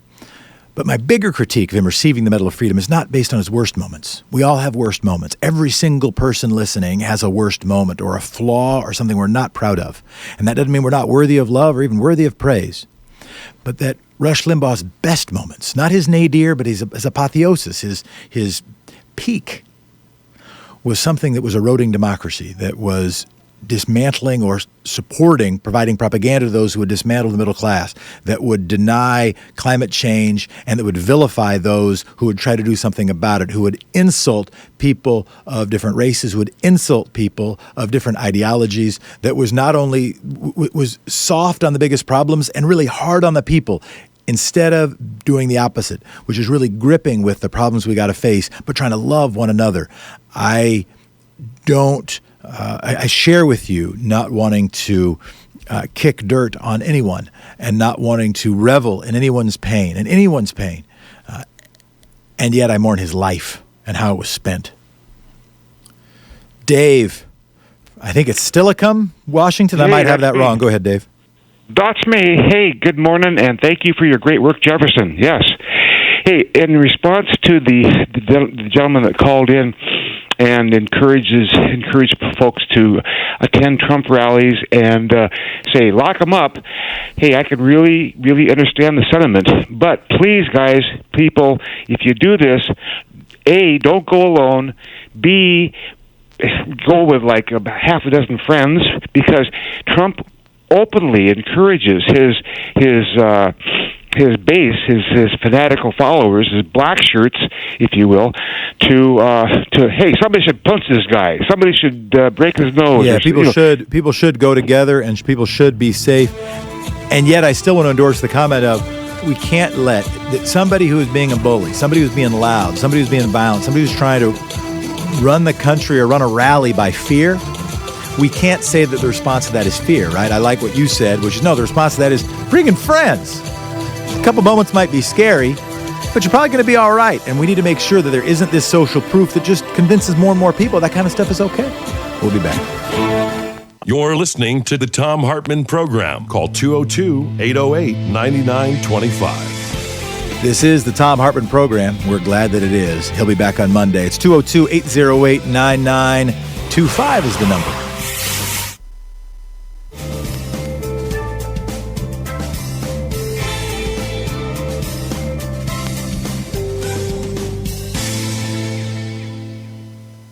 Hey, my new book, The Hidden History of the War on Voting, Who Stole Your Vote and How to Get It Back, is arriving in bookstores on February 10th.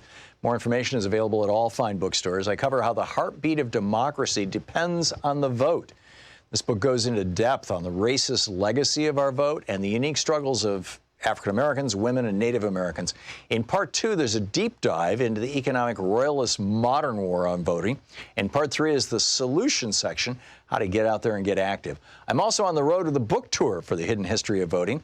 Join me on Monday, February 17th in San Francisco for the Berkeley Arts and Letters series, on Wednesday, February 19th at Town Hall, Seattle, Sunday, February 23rd for the Blue State Ball in Minneapolis, Friday, February 28th at Powell's in Portland, and Sunday, March 1st in Chicago. More information is available at thomhartmann.com. This book is the third in the series after The Hidden History of Guns and the Second Amendment and The Hidden History of the Supreme Court and the Betrayal of America. The book on the Thom Hartmann Book Report today, or Book Club today, is Cuban Women Confront the Future. It's an interview with Vilma Espin. Vilma Espin was the president of the Federation of Cuban Women since its founding in 1960. and was the chair of the Commission for Social Prevention and president of the Infancy Institute and the International Federation of Democratic Women. And it's a long-form interview, actually, the book. So the first question, what does socialism mean in the lives of a Cuban family, and in particular, Cuban woman? Velma Espin.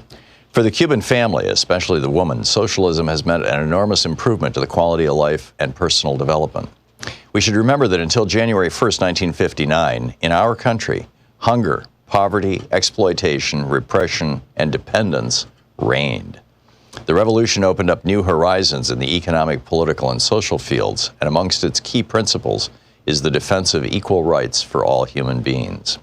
The constant struggle to make ends meet disappeared, and with it the antagonism between people competing for the crumbs that could help them escape the tragic destiny that awaited the majority. Thus the family, the basic cell of society, could develop in a rounded way. Our revolution assured all Cubans the chance to exercise each one of their inalienable rights. Each citizen is assured that food prices are reasonable and that education and medical services are free. The state makes a systemic effort to improve living standards to the extent that it is permitted by the tense battle for development that we wage under blockade and constant imperialist threats. Child care facilities have been created to provide care for the children of tens of thousands of working women from the age of 3 months to 6 years. Services to lighten domestic work have been created. Hundreds of thousands of students have also received free lunch at day school and all their meals at boarding school. Hundreds of thousands of workers also receive their meals at a moderate price in their workplace. More industrial laundries and dry cleaners have been established, and more domestic labor-saving devices are available with preference in acquisition and cheaper prices for workers. Huge resources are dedicated to housing construction in urban and rural zones. We also try to guarantee recreational facilities and spiritual enjoyment to all the population. Of course, the possibilities are exciting, but also what we have achieved to date, considering our limitations, is already vastly superior to what families experienced in the past. Social Security provides an income for those who cannot work. As far as women are concerned, equal rights have certainly changed their position in the family and in society. A woman's participation in social production, because it implies her financial independence, has altered her dependent position in the marriage and allowed a change in her ideas, in the way she looks at life. The laws that govern family relations, such as the Family Code, are based on equality and guarantee the right of members of the family to participate in society, to work, study, and to responsibly educate the children in line with our revolutionary principles. This does not mean that we achieved all that we aspire to. We still have problems of a material nature to resolve, which are directly related to our economic development. There is still the need to eliminate backward ideas that some people hold, men and women, with respect to the role that each person should play within the home, the nature of the socialist family and the relationship between a couple, ideas which work against the full participation of women in the building of a new society. Obviously, the economic security guaranteed by both men and women having access to work, free health care, and education, the obvious satisfaction and confidence in oneself that equal opportunity and the chance to fully develop to the extent of one's talents, intelligence, and aptitude offer to each person, the constant motivation and emotional stability that comes from feeling useful, recognized, and dignified as a human being. Everything that socialism has brought to us undoubtedly fulfills the deepest desires of a family, particularly the woman, who until just a quarter century ago was exploited, oppressed, and marginalized in the family and in society. Question: what is the primary concern in Cuba, work or the human being? What place do women occupy within this concern? Velma Espin. In Cuba, a country that is building socialism, the highest aim is human happiness, based on respect for the fundamental human rights of each person. That includes full social equality to education, healthcare, work, and professional training, with the chance to employ all of one's faculties to take an active role in society and to help develop that society, to create the material and spiritual basis for a full, harmonious life where the highest qualities of both men and women flourish. To reach those aspirations requires work, talent, dedication, and willingness from everybody. It requires constant scientific and technological innovation to assure economic and social development. Thus, each member of our society, along with the right to work and all the benefits brought by the revolution, has acquired the duty to help create the economic basis necessary for such advantages. The building of a new society and the fulfillment of new aspirations could not possibly be achieved except on the basis of work and the willingness of the whole population. And the people work with enthusiasm because work is the means for creating wealth and goods for all to enjoy. Work that is free from exploitation does require a new dimension, a quality that stimulates and produces satisfaction. To feel that you are useful and are creating your destiny, to project yourselves toward the future through your work, to cultivate the future. In a speech in January 1964, Che Guevara said that when each Cuban viewed work as a vital expression of their human creativity, technology, technique, and inventions would proceed apace, and all would participate with an uncontainable force in building the new society. The book, Cuban Women Confront the Future by Vilma Espin. And we're back. I'm Jefferson Smith. Thanks for being with us. This is the Thom Hartmann Program. Tom will be back on Monday. I am with you today and this week. It's a privilege to be here. I want to hear from Jim, who's been waiting patiently, wins the Most Patient Listener Award from Denver, Colorado. How you doing, Jim? Pretty good. Thank you for taking my call, Jeff. Thanks for calling. The question is, do you know what the definition of a Republican form of government is, specifically Article 4, Section 4 of the U.S. Constitution? Well, the court definition of Republican form of government varies a little bit. It tends to mean a representative democracy. It tends to mean a system where power is vested in the people, exercised by the people through representatives chosen by the people to whom those powers are delegated. Well, my point is, I think we could use that against gerrymandering and voter suppression. This is the argument. People off the. Oh yeah, no, like this is one of the, no, Jim, thank you, and it's a good point, and we will. In fact, I plugged it. I'll probably plug it again, which is the long form conversation I had with Tom on the subject of it's related and even germane to the book he just put out, The War on Voting, but focused on how line drawing. We have another episode of Democracy Nerd, particularly around gerrymandering. People call it gerrymandering, but it was about Elbridge Gerry, named after Elbridge Gerry, and that, yeah, I think what we're fighting for, ironically, right now, is a Republican form of government. And what we need, I think, more Republicans to recognize, because I actually don't urge a one-party nation.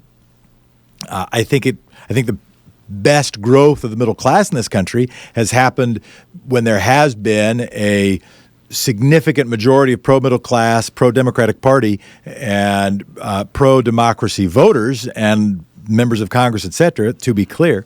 But I think we also want people who grew up Republican, maybe they changed parties, to think that democracy and a republic really matters. So that I agree with a lot, and thanks for the argument. John from Midland. Hello, Mr. Smith. I'm calling to see how we can help the lady running against McConnell in Kentucky for the Senate. I don't know her name. Maybe we need information how to donate money to her. Can you give us some information? I don't think the primary is over. I think there's more than one candidate, if I recall. I'll look it up to fact check myself. But Amy McGrath is one that I know of. You can Google her and give money to Amy McGrath. And I will, in the interest of equal time, look up who other McConnell opponents might be. But you might wait until the primary is over, and then it'll be pretty well aware who it is. And I'll also say, and I appreciate this, because not just focusing on the presidential race, but looking at these U.S. Senate races. This is at least as important, just as important as the presidency, I would argue, for this next time. But also looking at the state legislative races. State legislatures around the country that are going to decide the lines of Congress, not for 2 years, not for 4 years, not for 6, not for 8, but for 10 years. I can count. Thank you, John, and I'll try to find out the other candidates, too. Thank you. Robin from Kingston, Washington. Hi, Jefferson. Thank you for taking my call. I'm in my 8th decade, and out of the 60s and the 70s, I'm different from my peers because I don't just protest, I don't just complain, I don't fall on the floor in a fetal position and my thumb in my mouth and cry that the world is wrong. I come up with ideas, and here is one. All right. Here's two, actually. You are aware of ALEC, which is the American Legislative Exchange Commission. Sure. And you can riff on that later. My concept is to develop and fund citizen-wise an organization called CLEC, Citizens Legislative Exchange Commission. It should be headed by Dennis Kucinich, and he will be able to advise how citizens organizing locally, moving on upward internationally, can start with improving dog catcher regulations all the way up through towns, counties, states, and eventually U.S. legislature. This is a way to get around the judiciary that has been slanted against us by proposing and voting in laws that will withstand their conservative bias. The second point I'd mentioned before on this program is to develop a D party, which is a small d, capital P-A-R-T-Y, which is somewhat an anti-Tea Party thing. But what it is, small d, local organizing, and we will have a party, P-A-R-T-Y. We will have capital party. We will have fun while we rebuild our democracy instead of having the dour, miserable, lefty, liberal crying. We can do this. Now, I'm going to put a little meat on the bone that I chatted with you about last summer, which is I challenge the viability, usefulness of big event-only activism. My statement to you, Jefferson, is it never works. Only local activism works, and here I'm going to tease your brain. Coming out of the 60s and the 70s, we had the anti-war movement, environmental movement, anti-nuke movement, women's rights movement, economic rights movement, racial rights movement, the xenophobia or others movement, and then we had the LGBTQ movement. Which of all of those have actually made progress? The answer is LGBTQ, because they live locally, they do locally, they don't quit, they keep doing things every day. And what has happened to the gray hairs from the 60s and 70s is we sort of just quit. So that's a whole bunch of information. That's a bunch of stuff, Rob, and I appreciate it. Let me respond to at least a couple of those things from Kingston. Thank you so much for the kind words, and thanks for the engagement. Let's first take ALEC, American Legislative Exchange Council, corporate-funded think tank that has been feeding legislative ideas state by state. As soon as they get a trifecta, even before they often get a trifecta, by trifecta I mean both chambers of their legislature and their governor being Republicans, they can just sweep through ALEC legislation. And there have been the State Innovation Exchange, I think, is one of them. The State Innovation Exchange, is one of them. There have been a couple of attempts to do something similar. The biggest challenge, frankly, has just been money. And that I don't say that to be hobbling. I don't say that to be to bum us out or to reduce our motivation. But I do think that it is time for us to be sending notes to Tom Steyer and sending notes to Bloomberg and sending notes to like any billionaire that you think is not merely wanting just to be an oligarch, anybody who cares about democracy, and sending them notes to say, we hugely appreciate your commitment to democracy, manifest by your willingness to run for president of the United States. Michael Bloomberg, you're worth $50 billion. I think you can get away with $5 billion. If you set up a foundation that was the scale of the Open Society Institute and gave to it $45 billion to be focused on the preservation and rekindling of the middle class, the saving of the planet, the combating climate change, something you care very much about, which is the movement to end or significantly reduce gun violence, to advance democracy itself to make sure that we have automatic voter registration, that we legitimately limit campaign contributions, that we limit secret money, that we work for judges who will embrace democracy, that you can help change the world. In fact, you could change the world more if you did that than even if you won the Democratic primary for president. That's not me knocking Bloomberg. That's me understanding the power that would have. Steyer doesn't have quite the resource, but he could still put $500 million into it, and that would matter a lot. And he's been huge, and Steyer's been hugely generous with the climate movement, etc. I don't want to fall in the trap of saying only billionaires can save us, but I do say the big advantage of that ALEC has is corporate money. There's no that they get to advocate for ideas that are to the financial benefit of the people who give to it. Whereas if anybody, and this is why I don't equate George Soros to the Koch brothers, and even close, the Koch brothers give to something they know that long-term, maybe even short-term, it helps them. Reduces regulation, gives them more profit, helps them personally, financially. If George Soros works for some open society, it might cost him money twice, because that might include raising his taxes. But that a massive philanthropic investment in democracy is something that is needed. Not merely giving the federal maximum to a presidential candidate, not even giving the maximum to every legislative candidate in the country, but also building infrastructure, building institutions that live for generations, that make sure that over the generations we will have a democracy. We'll be back. You're listening to Thom Hartmann. Visit thomhartmann.com for audio and video archives. There's a story I want to tell you. I might even do it. I'm Jeff. Call the number 202-808-9925.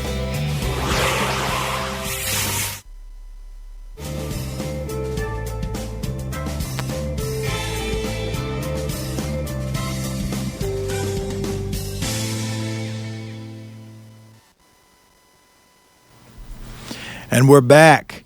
You're listening to the Thom Hartmann Show. I want to go to take a couple of phone callers. We appreciate you calling. Pam from Charleston, New Hampshire. Hi, how are you? I'm well. Well, for anyone gloating that thinks Joe Biden's out of it, he's not. We have to go down south, and I'm in New Hampshire, and trust me. But the rules have changed here since 2016, and we have a Republican governor and a Supreme Court with basically people that weren't even judges on it. It's going to be very hard for college kids to vote this time around. It's changed. So if anyone calls next week that Bernie got robbed or whatever, it's very hard for a college kid to vote. They have to register their car now. They can't use dorm room numbers. Then they have to, and if they do like an out-of-state ballot for their state, those don't get counted anyway. So I'm just letting you guys know things have changed since 2016. It's a good reminder. Bernie may not get it because the laws have changed, hon. Pam, thank you so much. It's such a helpful reminder. The voter suppression efforts. And by the way, ALEC research, just all this stuff is connected, right? It's a seamless web. There might be tiny little seams, but if you look closely, not really any seams. That the ALEC-funded legislation to reduce democracy, to suppress votes, is in fact impacting us, not only in the general election, but also in the primary. It's a great point. And it's one of the reasons why let's stay focused on building democracy. Yeah, we can focus on more than one thing. That includes the presidency. But also, how do we wish in ways that get us more wishes? And I'll explain that after the break. Let me go to Daryl. Daryl, Santa Maria, California. Hi, Jeffrey. Thanks for taking my call. I just like to state my opinion, a couple of facts that I've found on the State of the Union / Trump speech last night, his campaign speech. I thought one of the most distasteful things was the very beginning when Nancy Pelosi gracefully offered her hand for a shake at the beginning, and Trump snubbed her. Yeah. And which I've never seen in any of the speeches I've ever seen, And I thought the best part was when Nancy Pelosi at the end of the speech tore up her speech right in front of the cameras. I thought that was great. And thank you, Daryl. I did want to comment on that. I'm glad you brought it up. for folks who, we get the calls here sometimes. We go, I wish Democrats would fight. Democrats got to speak up. These Democratic politicians, they're not fighting and speaking up enough. And often my response is, what are they supposed to say and where are they supposed to go? I called Thom Hartmann show, maybe. Going to MSNBC some of the time. Morning Joe, that guy was a former elected Republican congressman.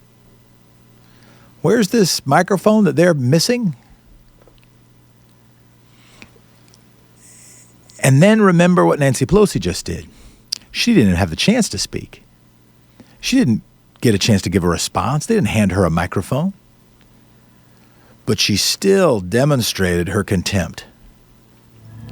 People might quibble with it. Of course, the right wing is.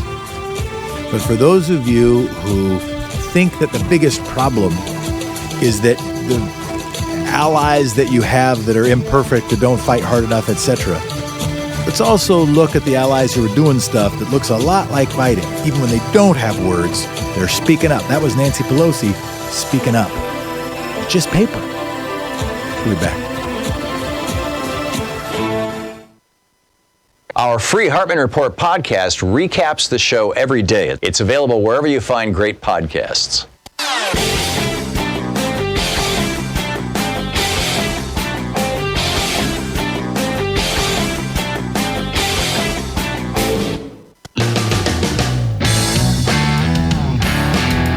Welcome back, everybody. We are honored to have on the air with us John Nichols, National Affairs Correspondent for The Nation magazine. His most recent book is Horsemen of the Trumpocalypse. We're going to talk to him about anything now we do know about Iowa.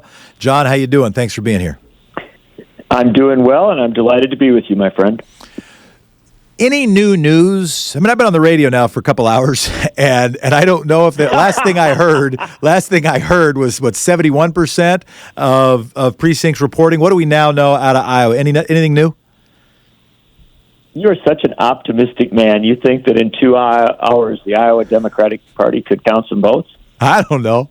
No, you're wrong. No, nothing's changed. Okay. We're still at about 71%. Yeah. Or it's all, remember, they were all counted in the precincts themselves. Yeah. But in this tabulation at the Democratic headquarters down south of Des Moines, in looking at the precincts that have not yet counted, to the extent we can know what's been counted, what hasn't, is there anything to suggest that the result, how it's shaping up, which is essentially Bernie Sanders and Pete Buttigieg in roughly a tie, with Bernie Sanders probably winning the total number of votes cast and Buttigieg winning by a nose the number of delegates, and Elizabeth Warren coming in third, Biden coming in fourth, and Klobuchar doing a respectable fifth. Anything that in the remaining 29% that suggests that won't hold? John, you with us? There's plenty of opportunity in what's out to see a little bit of reshuffling there. Yep. There is certainly the chance that Bernie Sanders could move into that top position. Yeah. In fact, it looks like you've got a lot of urban areas and some places where, that's within the realm of possibility. And the reason I ask, in my home state, Portland votes differently than other parts of the state. Not fundamentally differently, and so very often you see an election result, but Multnomah County hasn't been counted. And so people end up doing their prognostication based on how close things are before Multnomah County is counted. If the Republican is a little bit ahead before Multnomah County is counted, then everybody knows, but it's only a little bit ahead, everybody knows the Democrat's going to win by a healthy margin. But I don't know Iowa well enough, and I definitely don't know what's been counted well enough. So you're exactly right to ask those questions. And here's the bottom line: Polk County, which is Des Moines, it's the big vote generator. Only 112 of 177 precincts are in there, so they're only at about 63% counted even now. They're below where the statewide average is. So, yes, you could see some real variation there. You've still got 7 precincts out in Johnson County, which is the very, very liberal Iowa City county. You could have a real possibility.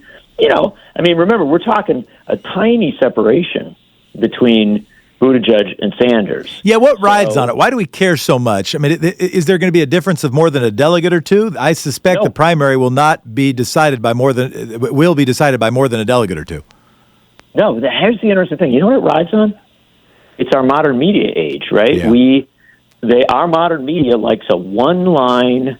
I mean, Twitter is too verbose for our modern media.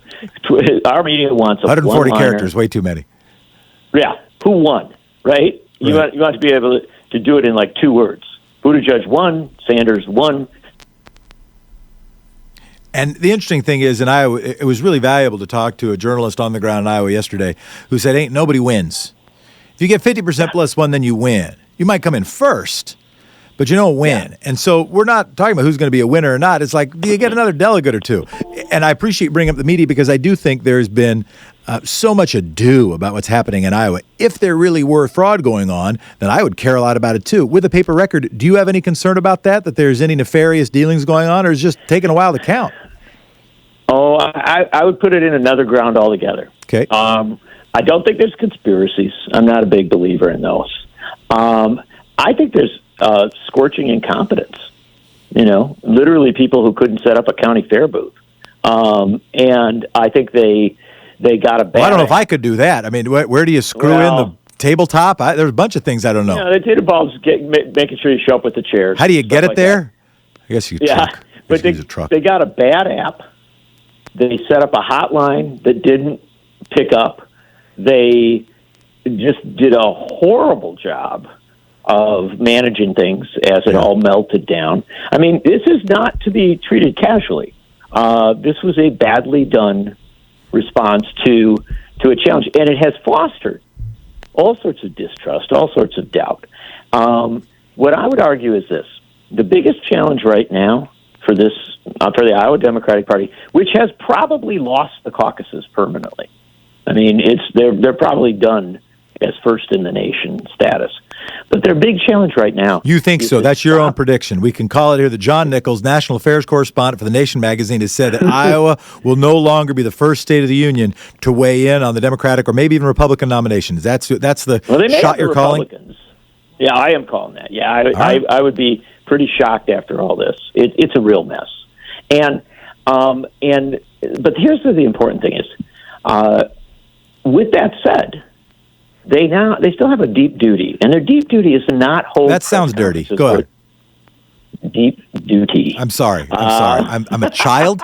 I'm not proud of it. For it. I hope everybody. I hope Sean just deletes what I just said from the podcast, and even just puts me on mute. I'm ashamed of myself. Please continue, sir. We have a deep duty.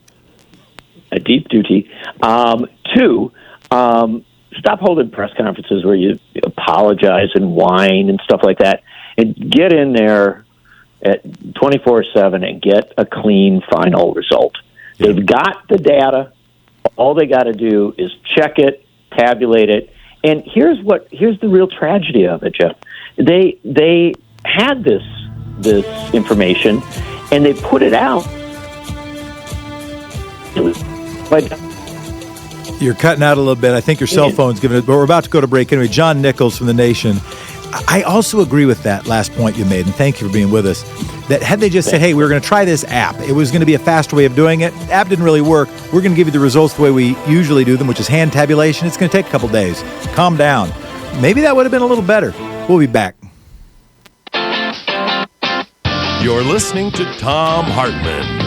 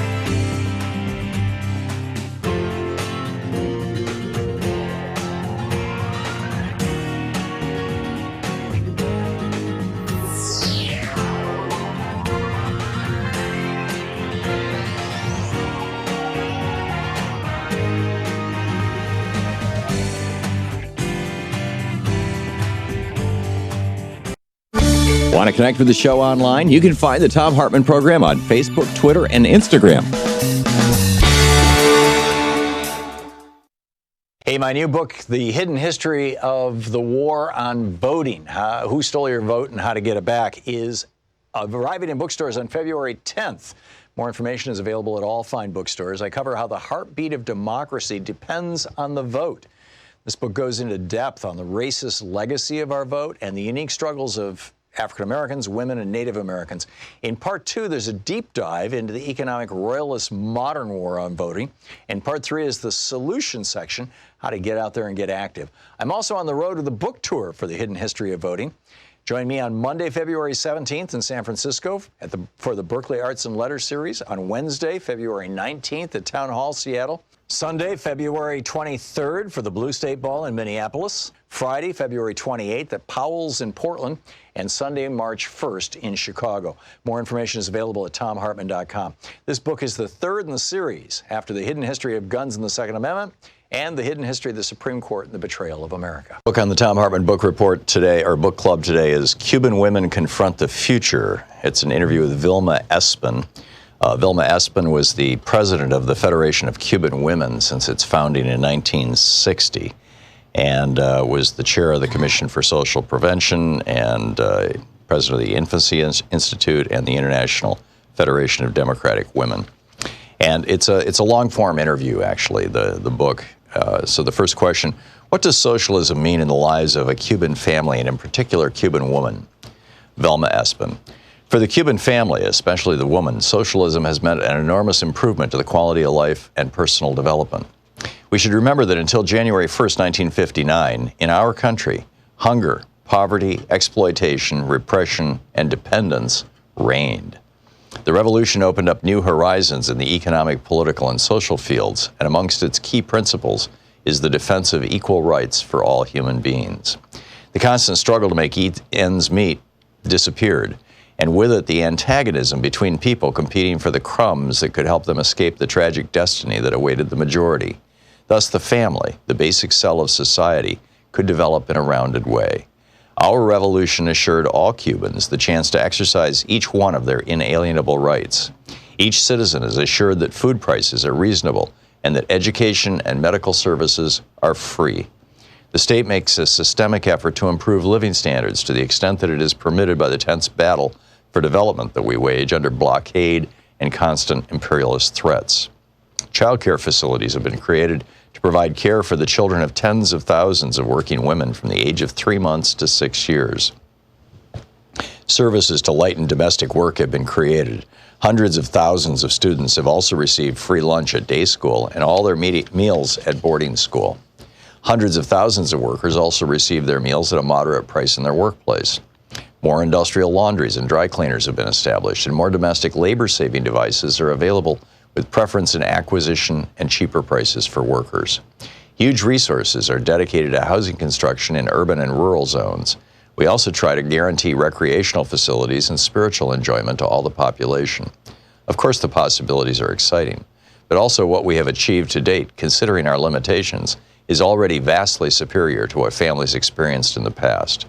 Social Security provides an income for those who cannot work. As far as women are concerned, equal rights have certainly changed their position in the family and in society. A woman's participation in social production, because it implies her financial independence, has altered her dependent position in the marriage and allowed a change in her ideas, in the way she looks at life. The laws that govern family relations, such as the Family Code, are based on equality and guarantee the right of members of the family to participate in society, to work, study, and to responsibly educate the children in line with our revolutionary principles. This does not mean that we achieved all that we aspire to. We still have problems of a material nature to resolve, which are directly related to our economic development.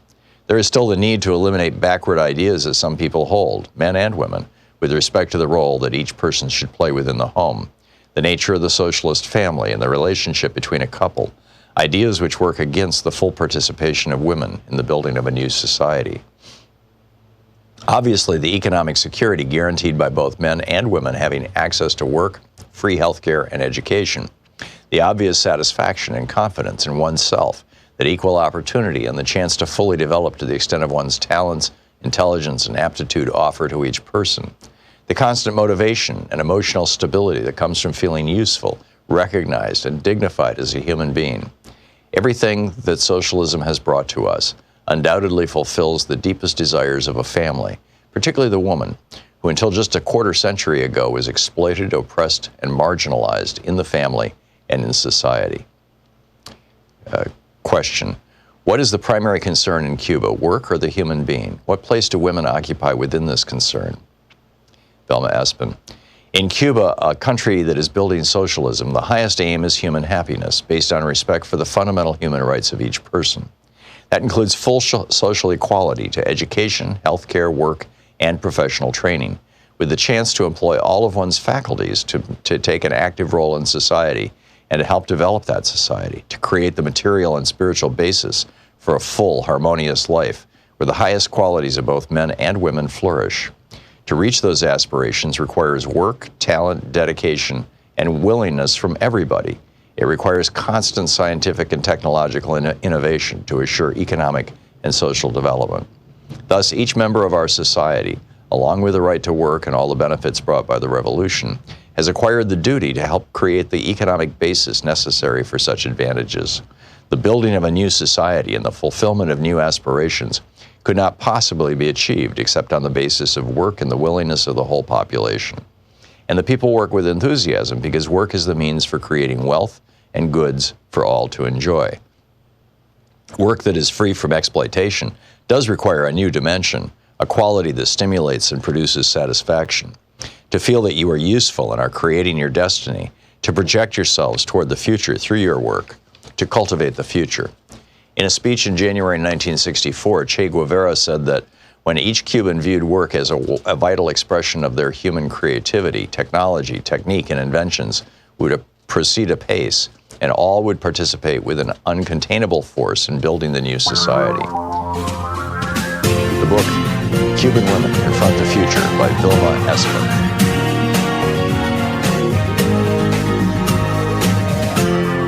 This is the Thom Hartmann Program. Welcome back. I'm Jefferson Smith. Happy to sit with you. Some tweets that we got in. You can tweet at me at Jefferson D. Smith. You can tweet the show at Thom_Hartmann. From Metropolitan Resistor, Jefferson D. Smith, hope you will stress today the illusionary imagery from last night's State of the Union, spelled so too. How plenty of people of color, including a centenarian Tuskegee Airman, got applause and pats on the back, but the only official honor was bestowed upon Rush Limbaugh. We will stress it today, and thank you for letting us do it. Also, want to say thanks to Carol, who said a bunch of things, including how long before King Donald decides the Washington Post and the New York Times are enemies of the state, how long before protesters will be facing an angry National Guard. If one is not frightened by all of this, they are not paying attention. Also want to say thanks to T-Daddy. Keeping it real, says T-Daddy. T-Daddy's words, not mine. Trying, though. Do you think the GOP has had any confidence that Pence could win this election if Trump was removed? Being that this trial is nothing but a power play by Mitch, I think that is the case. I do think that they thought primarily about politics, their own and statewide. And this is why I talk about the Red Wall and the building of the Red Wall being more important than the election of Donald Trump. That the propaganda enterprise of Fox News, right-wing talk radio, yes, the American Legislative Exchange Council, yes, the array of Drudge Reports, etc., the mechanism that they built is more important for the success of their movement than a single president. But even if you say that, I say, well, why don't they just swap that person out and replace someone else? Well, because Donald Trump understood that's who the party was. Remember, there was in 2016 a significant quasi-academic debate about the thesis, quote, the party decides, end quote. Does the party decide? The thesis that typically could predict who a primary winner was going to be, which is the party apparatus. You could define the party apparatus in various ways. That would define who the nominee would be for the Republican Party and the Democratic Party. There's a great gnashing of teeth and analysis about whether Bernie Sanders' unexpected success didn't win but got tons of votes. whether that indicated, well, maybe the party doesn't decide. He was not the presumptive nominee. And whether Donald Trump clearly was not the presumptive nominee, if that demonstrated that the party didn't decide in the Republican Party. I just think about it differently. I think that the party now of the Republican Party is, in fact, the media mechanism, is, in fact, the media machine. It's connected to its funding machine, but the Chamber of Commerce doesn't run the whole thing. They will run enough, however, that if Donald Trump hadn't given the tax cuts, if Donald Trump hadn't just pushed for judges that were in the position and had the ideology to overturn environmental legislation, overturn free speech, to weaponize free speech to overturn campaign finance and barring secret money kind of legislation, that if he hadn't been in on the joke on that stuff, I think the party would have decided to get rid of him. But if they had toppled Trump, they would have had a significant primary problem. We also know that. I also think that would have led to an energy problem in the general. So, yeah, I think they stuck with him for politics as well as for anything else. But remember, he's not the head of the snake. He's the rattler. Dave from San Francisco. How are you, Jefferson? Nice show. And I especially appreciated the very beginning when you were running through the Limbaugh material, his long history of actually providing information to the public that was not toward liberty, but actually toward intolerance and subjugation. Have you ever paid much attention to old Operation Gladio? No. Well, after World War II, when the Nazis were on the run, there was a rat line that was developed not only by the CIA, but by the corporate industrialists that backed the Nazis. And they put the top Nazis throughout the world into positions of power. Instead of putting them into dark holes where they could hide for decades, they actually put them into positions of power. And Gladio is this ugly situation of where the Nazi gold really ended up and, the financing of intolerance after World War II. And there was a book that was written during World War II called Undercover. And it goes through a whole bunch of catchphrases. And when you start listening to Rush Limbaugh's shows, especially from the very beginning, I mean, he still spouts the same Nazi propaganda of the Bund. Undercover was a book about the Bund, which was the propaganda wings throughout the world. When the Nazis wanted to conquer nations, they would send in propaganda teams to subtly shift the people's will so that they would be willing to accept fascism. And so if you were to find a copy of Undercover, and it's something you can still find in yard sales. I've found them a couple of times a year. I still find them. I appreciate the book plug, David. Yeah, well, it's when you start looking at Rush Limbaugh's financial backing, there were 3 or 4 corporations in America. There was Prudential Life Insurance, there was Ford, General Motors, and so there were corporate vice presidents of those corporations in the 1980s, in the 70s and 80s, when Limbaugh got started, who bought him time, like in a 5-year plan, on hundreds of stations at a time. And they knew that he was not going to be able, he was like a loss leader. I used to sell advertising in the 90s, and he was still $25 a minute. When others, a gas station was $200 a minute, Rush Limbaugh was $25 a minute because nobody wanted to touch him. Yep. But he was bought. He had airtime bought in advance, 5 years in advance, 10 years in advance. This is a hugely important point. There's a hugely important point. There's a mythology about Limbaugh that somehow it was merely his talent and the appeal of his message that made it work. There was significant investment. In fact, Tom and I were having lunch, and he told me the story of Sean Hannity, and he said that Hannity started out as a sub for Limbaugh, and then huge pockets of money stepped in and said, "Hey, let's make Hannity the next guy." And Tom used an opportunity to say something nice about me and said, "Well, too bad for you, there aren't a bunch of billionaires." I don't say that to plug myself. I say that I have been watching and reading, hadn't read Undercover, but yeah, I read Limbaugh's book and know that there were big financiers that stuck with him early on when people didn't want to touch him, and when people would go after him for racism. Instead of, what happens very often on the left, somebody gets deplatformed, somebody makes a mistake, they try to kill whatever they're doing. That they didn't let that happen to Limbaugh. They gave him a couple of decades, and eventually helped transform the country. Well, that's right. Yeah, generations have been brought up with this spew, and they take it as normal, when in fact, back in the 70s and 80s, when he got started, there were people that they couldn't get rid of him because these corporate and I actually wonder if they didn't use Nazi gold to buy time because these corporate vice presidents had a lot of explaining to do where they were getting the money to be able to buy this time 5 years in advance. Yeah. But well, I don't think Prudential Life Insurance needed Nazi gold to have a bunch of money. I think they got insurance premiums, etc. Thank you so much. I want to take some other calls, but I will check out Undercover, or at least I don't want to promise to do it because I don't want to break that promise. But I will. I want to. I know I want to. Steve, watching on Facebook in Chicago. Yes. I want to congratulate you for being the first person I've seen on TV that actually mentions the fact that there might be some billionaires that care whether the human race exists. I think there are.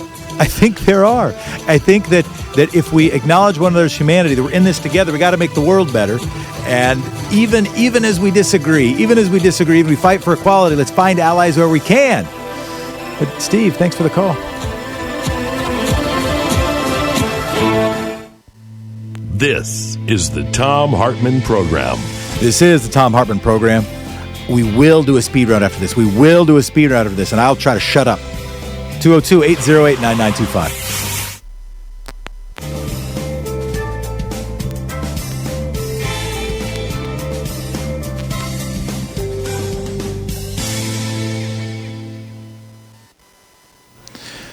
Jared from Haverhill, Massachusetts, which I might have mispronounced. You're on Speed Round.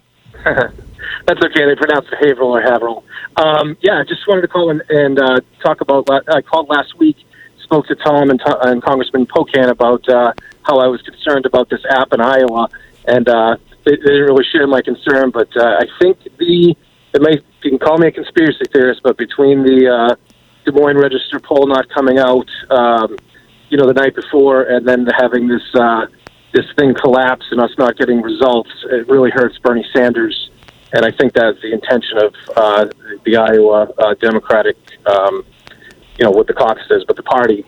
Knowing the folks that I know, I'll just say, Jared, I appreciate your vigilance. Knowing the folks that I know that work in the Democratic Party, everything I've heard is they just want to make sure that this ends up in a united party and something that makes sense, and they're more frustrated probably than any viewer about what's going on. I will say the thing that I think has impacted it more, with the paper record, I think we're going to know what the result is, and I think that's going to be hard to fudge. I think that Buttigieg spiking the poll right beforehand that apparently did not show him in first place, that might have impacted the dynamics, that might have actually kept him from being first in delegates. I think that mattered, but that wasn't something the Democratic Party did. That was something the Buttigieg campaign did, maybe smartly, and the Des Moines Register did based on, maybe their own mistake. Let's keep up speed round. Karen from Portland, Oregon. Listen on X-Ray. Thanks for listening on X-Ray, Karen.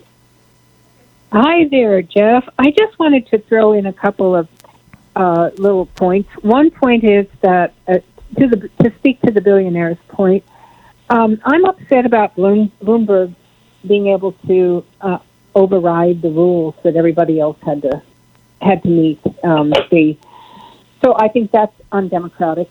And although he may have some agreement with some of our progressive positions, he should just finance, and he should stay out of, and we shouldn't have that kind of finance, but right now we do. He should stay out of it. And then the other point I wanted to make, and it's partly a question whether you think this is a good idea. I called so far Nancy Pelosi's office, Schiff's office, and Hakeem Jeffries' office, asking for Tom Perez to be removed as DNC chair, because I think what he did was wrong. Which and thing? Booker and Pat, allowing Bloomberg to get into the fray now, and not allowing Booker and Castro to get on the debate stage. I think he's made some very undemocratic choices. So I'm just throwing that out there. Do you think it's a good idea to call people who appear to be powerful in the Congress and ask them to get rid of Tom Perez as DNC chair and put in, I'm going to get, so people should know that Karen is a personal friend, someone I deeply admire, someone who's been an X-ray supporter from the beginning, someone I personally love. So let me start with that. So I'm mobbed up. You can't trust me. You mean why you shoot me down now? No, but I'm going to disagree a little bit. And here's my take. Do I think Tom Perez is the person who should have been the head of the DNC? I'm not sure. Do I think he's doing a perfect job? Of course he isn't. But I do tend to think that we spend so much of our time whacking the person that we disagree with 20 or 30% of the time that we distract ourselves from focusing on the victories we can get and on the folks that we disagree with 70 or 80% of the time. And so thinking that all of the primary problems we're facing because of the head of the Democratic Party, I don't think he's the primary villain. But I hear where you're coming from, Karen. I still appreciate you so very much. Our free Hartmann Report podcast recaps the show every day. It's available wherever you find great podcasts.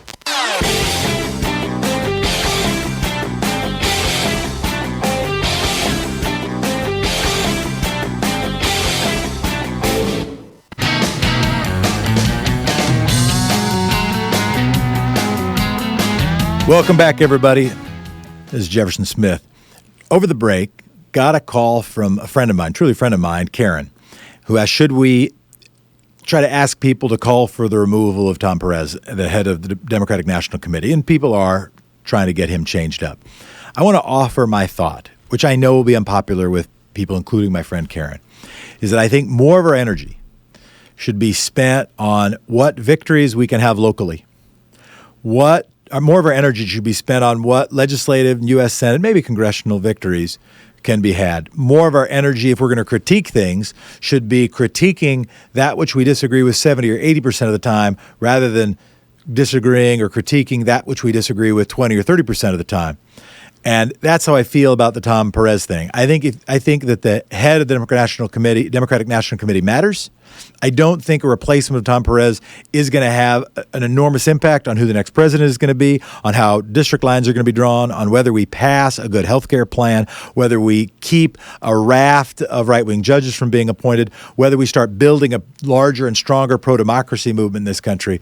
I think if we can and in fact, I would say, if I wanted Democrats to lose, one of the things I would do is try to make them think that their biggest enemies are each other.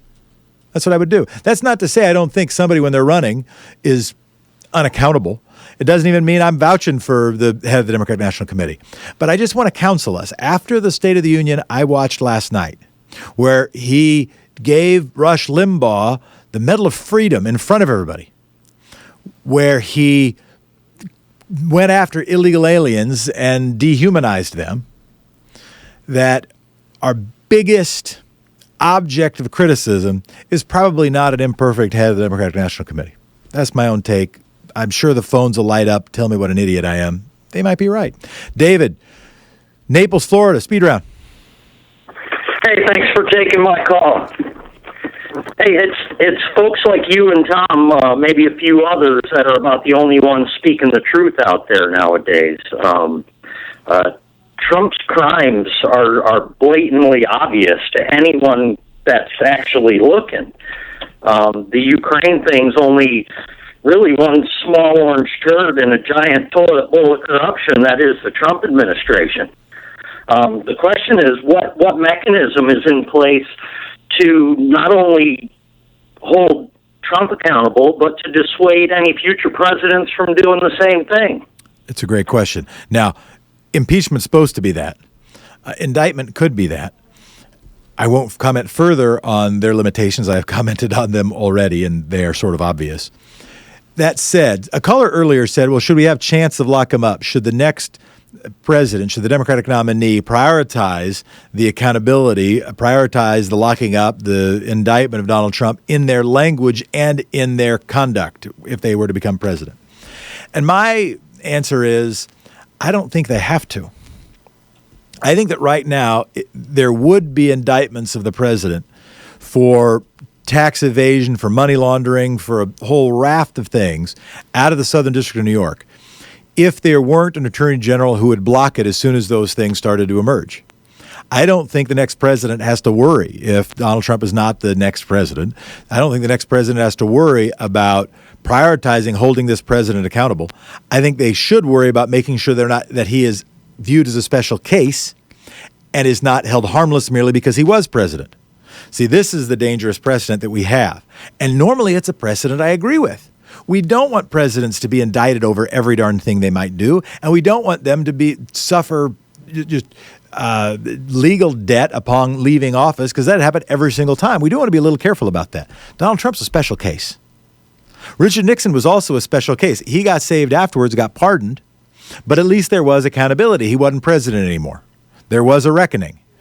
There has to be some version of reckoning for Donald Trump. I don't think the next president has to do it, but the next president might have to allow the reckoning to happen, which I think, and if you listen to, was it Danny Deutsch and other folks? Is he Donnie Deutsch? I don't know his darn name, but he was just absolutely convinced that the whole house of Trump cards is coming down because it's been a criminal enterprise for decades and everybody in New York knows it. Let's keep on going. It's not a very good speed round. It's going to be a better speed round with Tom from St. Paul, Minnesota. Hi. I just want, as things are going by here, a majority of Congress, that includes the House of Representatives and the Senate, the 535 human beings, a majority will vote toward impeachment. And there's no way that we could get the Senate to say, let's have everybody vote. Yeah. But the other thing is that these Republicans that are claiming that he was guilty of this, but they didn't think it rose to impeachable offense. I think they're really violently encroaching on the House of Representatives' determination of what is an article of impeachment. We believe that if somebody behaves this way, they should be removed from office. And if you believe that this president behaved this way, you should remove him from office. I appreciate it, Tom. And also appreciate your reminder that you did have a majority of overall members of Congress who impeached this president. And this trial does not exonerate him. It wasn't even a trial. They wouldn't even have taken witnesses. Didn't even allow witnesses. David from Albuquerque, New Mexico. Hey, I'm just wondering, I really was informed about the book Undercover, I believe it was. I wrote it down as undercover, but I think it might be uncovered. I'm going to have to look at both. So I believe that we can go after the GOP handlers, the GOP, what would you call them? The companies that handle them, that own them, need to hear our voice. Agreed. And by the way, if you want to prioritize things, one of my disappointments in this presidential race up to now is that we haven't been hearing about antitrust. We haven't been hearing nearly enough about what's been happening not only under the Trump administration, but over the last 30 or 40 years to weaken and dismantle our ability to hold large conglomerates to account. We dealt with that a century ago. We answered some of those questions. We've been making those answers weaker for the last few decades. We need to make them strong again. We'll be back. You're listening to the Thom Hartmann Program. Call 202-808-9925. Time flies, doesn't it? Time flies with you good people. 202-808-9925. It's Bring My Dog to Work Day. At least that's what I did.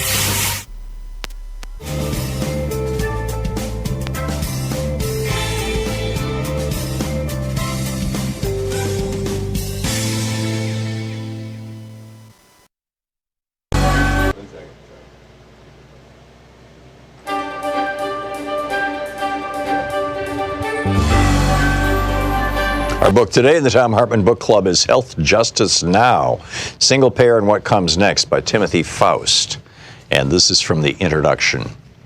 A secret scream rings through America. It rings down the sterile fluorescent hallways of our hospitals. It rings over our rural towns and our native reservations. It rings through our prisons, the bellies of our great cities. It rings in our farms and our fields, our streets and our sewers, our bodies and our blood. And we are cursed to never hear it clearly until at last we realize it has been our own mouth screaming and we are lost. A child born today inherits, in that secret, a new American squalor, the skeletal remains of the American cities, the bleached bones of the American suburbs. This secret is a birthright of continual exploitation, pumped for labor and drained of cash and then punished for the resulting suffering. Punished for being hungry, punished for being sick, punished for being pregnant, punished for being poor, punished for being black or brown, punished for being queer, for being unlucky, for being. At the base of that suffering is lodged a little truth, like a knot in the stomach. In America, sickness makes you poor, and poorness makes you sick. This is a book about that relationship and why it happens, and why it's unnecessary, and what we can do to fix it. The cosmic whirling of God's great slot machine has not determined that some people are fated to suffer while others flourish. We have the resources to take care of everyone, and yet we refuse to do so. Your medical debt and medical bills are unnecessary, but we have chosen to make them necessary. These are structural problems with structural causes, and many of them share roots in how we pay for health care. This is a book about health care and health finance. They are different. Health care is anything that helps you stay safe and healthy. It's a kind of freedom from and within your own body. Health finance is the method by which we as a country pay for that freedom and by which we decide who gets to have it and who doesn't. Healthcare is more than what happens to you in the hospital. Healthcare is whether your home makes you sick, or your food makes you sick, or your environment makes you sick, or whether you have enough money to afford the things that keep you healthy. In America, the structure of corporate healthcare has convinced us that some people deserve healthcare and some people don't. This is a book about that corporate health finance, about private insurance and private insurers. For half a century, they've convinced us that they're the only things that keep us or could ever keep us from the utter financial ruination of illness. They've sold us different inadequate insurance plans and persuaded us that this is a form of great liberty while chipping away at our freedoms for profit and holding our bodies and our children's bodies hostage. This is a book about single-payer health care, a health finance model in which we pool our abundant collective resources to provide health care to all people. It is a common model across the world. As we will discuss in this book, we have the potential not just to enact a single-payer program in America, but to build the greatest health care program among any so-called developed democracy. Here is my profession of faith. I believe beyond any doubt that single-payer is demonstrably sound and imminently feasible.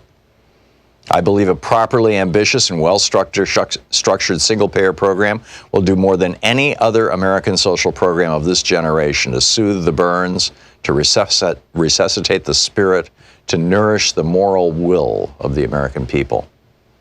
I believe it will loosen the loathsome manacles of American health finance, an exploitative institution that profits by plundering from us our own bodily autonomy, and that anchors a larger exploitation that holds those whom we love as captive leverage to guarantee our servitude to abusive employers or domestic partners, to those who seek to dominate us both in the office and in the hospital. I believe this nation owes its people, whose labor has created its rich banquet, the safety and agency of health care. I believe this health care is greater in scope than that which happens upon an operating table. I believe that housing, food, income, and more, the components of basic human dignity, are health care. And I believe our work is that of striving toward justice for all people. And I therefore believe, I have to believe, that single-payer health care is our moral imperative. Single-payer is our tool. Single-payer is our weapon. Single-payer is our first step. But single-payer on its own is not the goal. This book is about health justice. Healthcare is personal, so I want to start this book personally by introducing two friends of mine, Steve Way and Kyle Kolick. They're two guys about my age, I'm 30, who live in North New Jersey. They're sweet, gentle people and probably the most charismatic pair of friends I've met in my entire life. They make me laugh until my face hurts, and we like watching pro wrestling together. They're also being utterly broken by our American healthcare system.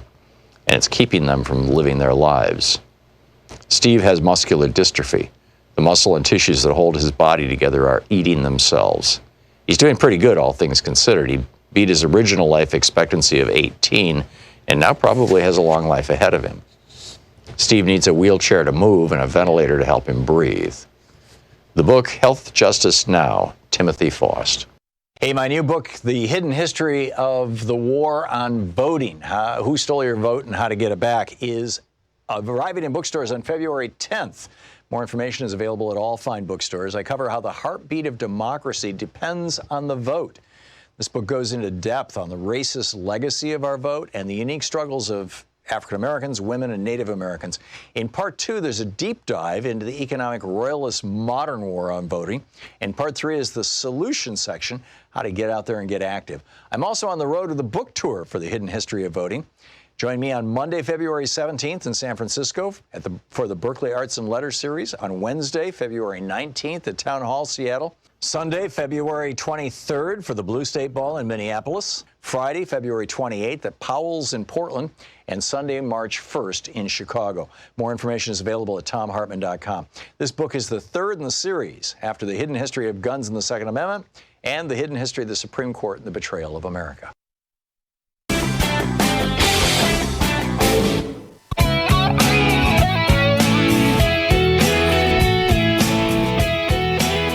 Who would have thought that Mitt Romney would offer the conscience of the Republican Party?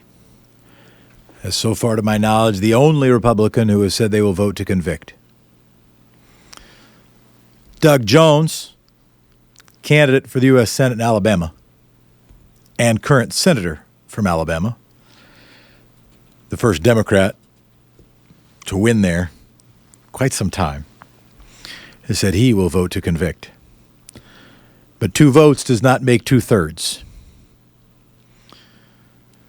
The vote will be happening today. I want to read a letter from a friend and listener to a very few Republican members of the Senate.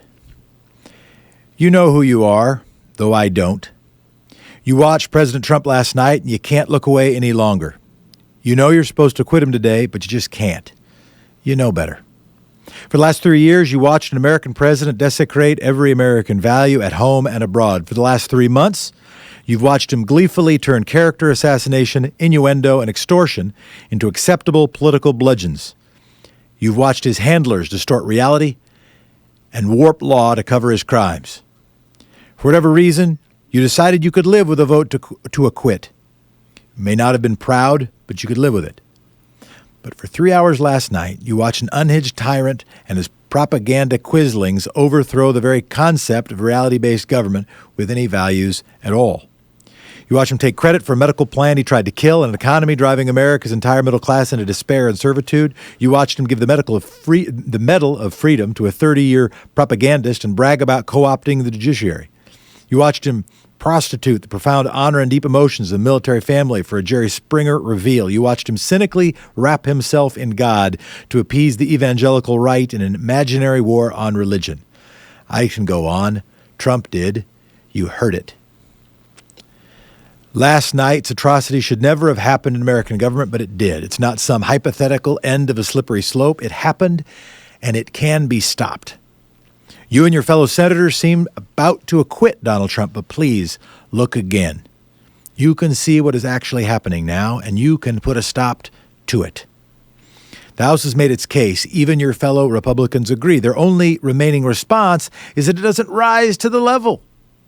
That's what they say. Only you can know what you'll say. But I ask you in these final moments, and especially given last night's debacle, please consider your decision one final time. Make it from your best will as an American, from your highest values as a citizen. I think if you do, then there's only one way to vote. Last night's horror can either be the day democracy died or the day before it was saved. You have only a very short time to decide which one. Vote well, Tom. Thank you, Tom. Alan from WCPT Ain't Afraid of Me. Go ahead. Yeah, I was just going to say, Jeff, take it as you will with Trump last night, I think he kind of outfoxed the Democrats, right way or wrong way, whatever. He came out, and especially when you have a 12-year-old girl who gets a scholarship and nobody stands up on the Democratic side or applauds, and it makes them look pretty much defensive. So take it as it is. I think the independents are going to take a look at that and switch to probably Trump. So whatever it's all worth, Jeff, that's where I would like to enter. Appreciate your call, Alan. It's a bully pulpit. It's called that for a reason. It's occupied by a bully. I don't think a lot of Democrats wanted to stand up for school choice, which was what his plug was for, veiled behind a child. But what he was arguing for was the continued dismantling, the attempt to dismantle the public school system. So I can understand that part. Judy from Healdsburg, California. Good morning, Jefferson. I have to share something with you that really saddens me. First of all, after watching the returns from Iowa, I realized at this point that a vote for Buttigieg is a vote for Trump. Why do you say that? Well, I say it because so many millions of people were angry for 8 years for having a black man in the White House. And that this is something the general public will never do, vote for a gay person to be in the White House. And I am not homophobic. I'm gay. But I see the complexity of the American public in voting. And this is a tragedy that's happening. And that I see a flow happening that is going to enable Trump. And I'm very concerned about it. Well, thank you very much, Judy. Appreciate it. I will say, from what do I know? From an empirical standpoint, my own guessing, I don't think the fact that Pete Buttigieg is gay means he can't be president or couldn't be elected president. I don't. Do I think there would be some cultural backlash the way there was with Barack Obama? Of course there would. I do believe there would. But I think the country has moved a large measure on our and by the way, I don't try to preach to you. Your lived experience will teach you a lot more than mine has taught me. So I want to say this with some humility. And maybe I'm only speaking to my own hope rather than any brilliance that I might pretend to have. But I do think that a gay man could be elected president. Do I think there'd be some backlash? Probably yes. And it's an opportunity to say something about Iowa. Because we're whacking Iowa, and I understand it, and I think it's silly that the same state is first every time. I think we ought to rotate it around so that lots of people, basically everybody in their lifetime, has a chance to be first, has a chance to actually see a presidential candidate come to their hometown, maybe even come to their house, certainly go to a bar down the road, has some chance to be up close and personal to a person who might be president. I think we ought to rotate it. But to call out for Iowa, which is great, the strongest critique, this came to me last night, somebody replied, the strongest critique that I offered against Iowa being first was that it's 91% white. Well, to their credit, the last three folks to win Iowa, we'll put a pin in maybe Pete Buttigieg didn't win Iowa. Nobody wins Iowa. Came in first in Iowa. The last three have been the first black president of the United States, the woman who would have been the first woman president of the United States, and the person who would be the first gay man to be president of the United States. So for all of its monochromatic flavor, Iowa seems to be able to make decisions beyond that. I even think the rest of the country can as well. What do I know? Kirk from Ukiah, go ahead. Oh, hello. Thank you for taking my call. I just wanted to say that I totally agree with everything you're saying about what he said last night. And what you haven't heard, I haven't heard the whole program, but well, it was great. You missed a great program. I'm just telling you, don't miss tomorrow because it's going to be great again. Yeah, well, you do a great job. You really do.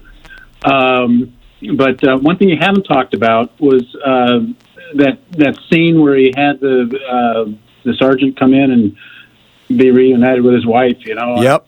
God, that just made me mad. And the other thing I wanted to say was I'm old enough to remember Ronald Reagan. I'm from California, and he screwed this state up pretty good with mental health and the UC system. And then he went on, I think it was about 10 or 12 years later, and screwed up the federal government even worse. Yeah, I'll say that I didn't go through all of the highlights I mentioned that one obliquely. Maybe I think it was through a call or a tweet, but I didn't delve into it. To be very clear, I think every single day that I've sat in this chair, that I've had the opportunity to speak with you, I have tried to call out the underestimation of Donald Trump, what I call the dumb critique. And it's for a number of reasons. It's because yesterday I gave some real time to it. Maybe it was Monday. And you can find that if you want to. I know that Nate put it on the Facebook page, and I think that means it also ended up on YouTube.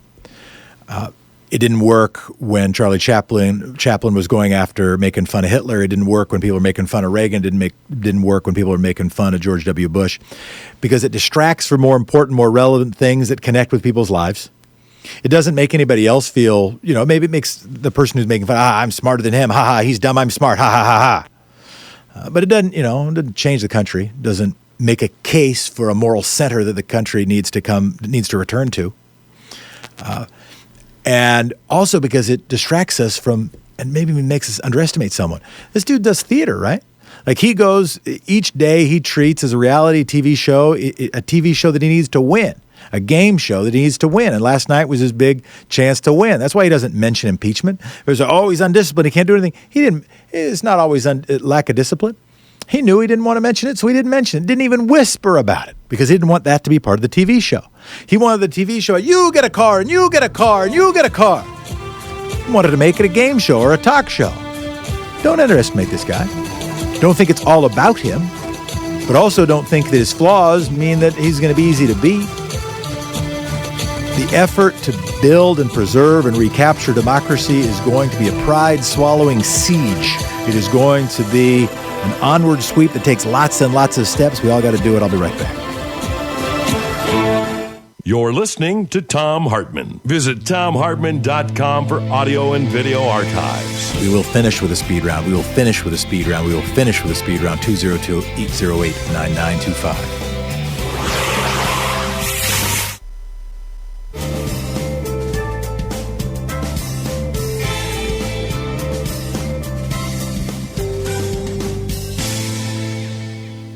William from Canton, Ohio. You're on speed round. Yes. Well, thanks so much, Jeff.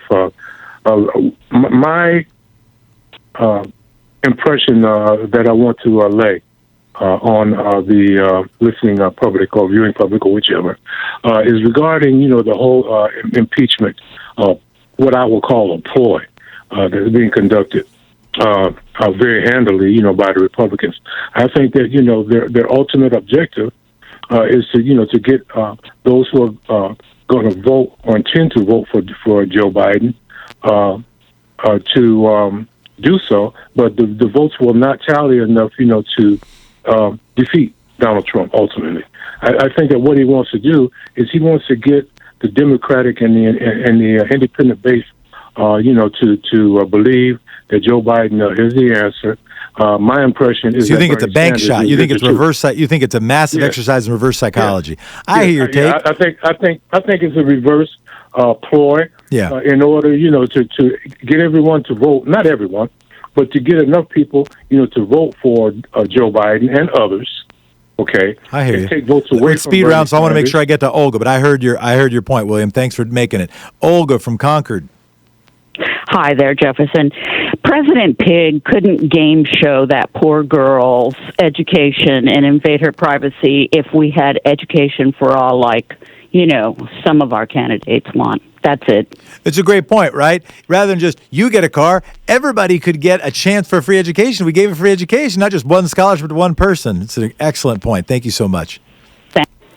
Stephen from Ellicott, Maryland. Hey, how you doing, Jefferson? Doing well. Good. I listen every day, and I pay attention to politics a lot. But yesterday really upset me, and I haven't heard anything from anybody anywhere. And I brought the subject up on Facebook. Yesterday was the special election for Elijah Cummings here in Maryland. Thank you for bringing that up. Yeah, and the thing of it is, I didn't get a paper until last Tuesday. They had over 20 people running. I looked at this paper, and it's like I knew a few of them. That's it. But it was strictly for his district. And I was like, God, who were these people? And yesterday was the election. but I didn't hear it on any progressive channel. It wasn't on the news. Nobody. And as I say, when I brought it up on Facebook, people were like, "Are you kidding?"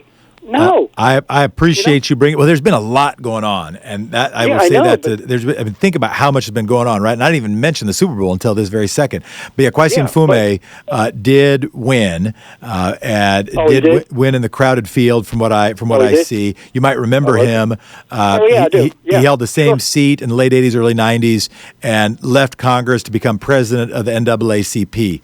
So that hopefully he will continue with many of the best Elijah Cummings traditions. I sure hope so. Appreciate it. All right. Okay. Thank you. Bobby, Free Speech TV, El Paso, Texas, Speed Round. Yes, hello. How are you doing? Can you hear me? I can hear you.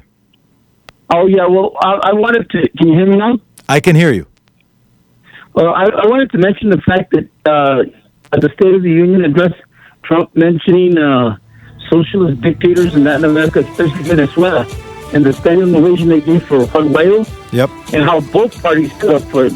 And another thing is that he forgot to mention the other dictators, the fascist dictators, that our government and him back up, which is the fascist dictator in Brazil. Yep. Bolsonaro, who's committing genocide, and the other one. And do remember that one of the things that makes Venezuela different, it's got oil, and American oil companies want it. We'll be back. Our free Hartmann Report podcast recaps the show every day. It's available wherever you find great podcasts.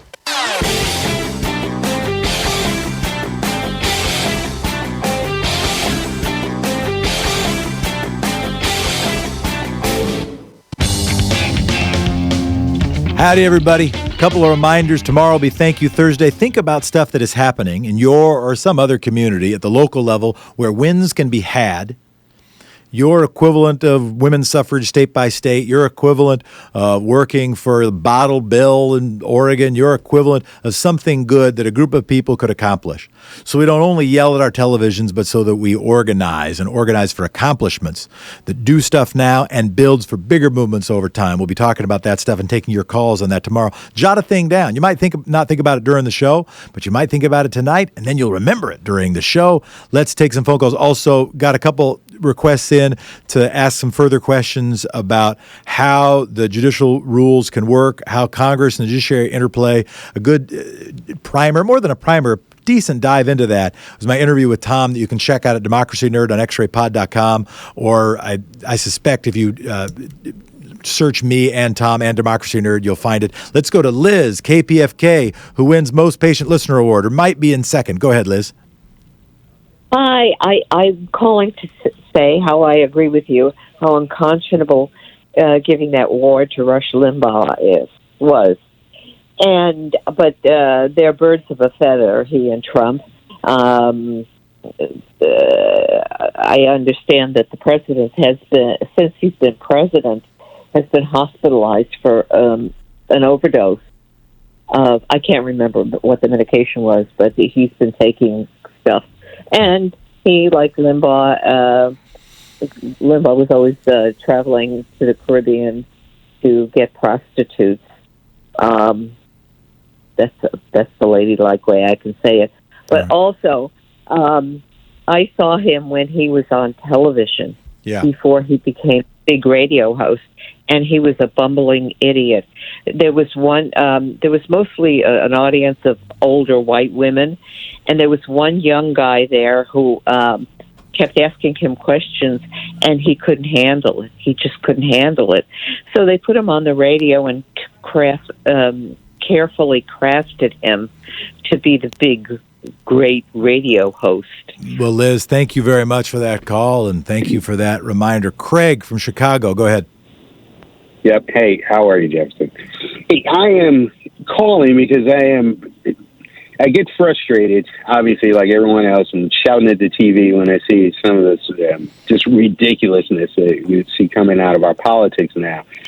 But I was struck by what you said as you went out to your last break about the effort that it's going to take in order to reclaim the democracy, our democracy. Brick by brick. And I think they want... Brick by brick.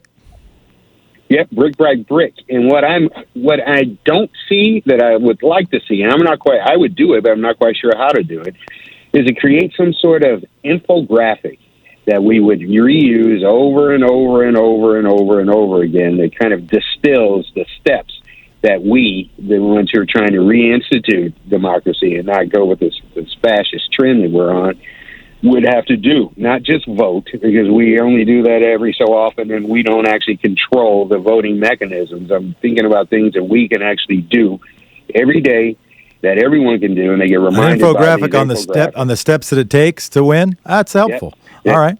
The steps that it takes are even more specific, whatever task we happen to be focused on. Yeah. Well, that is a helpful reminder. If there are people out there who have skills in infographics, you heard it there. Max from Monroe, who might have called twice, so you might win the Most Patient Listener Award. Go ahead, Max. Oh, yeah. When I was listening to Trump yesterday, what got me when he was talking about how good the economy was doing, if the economy was doing as good as he said it was doing, then we would be able to be paying down our national debt, but we're actually borrowing a lot more. I'm pretty sure it's $400 billion more a year now than we were previous. I think the last couple of years, I think it was somewhere almost $1 trillion, but I'm pretty sure now it's over $1 trillion. So we're not really doing as good as he says that we're doing. We've got an illusory economy in many respects.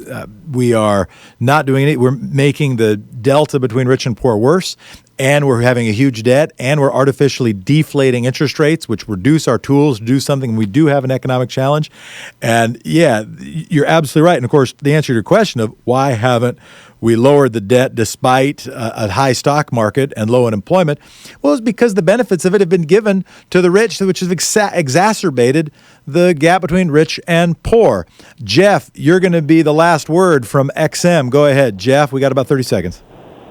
Yeah, I just want to say, the biggest thing is education. We need to get people educated to vote not only against Trump, but we need to get the Senate and more people in the House.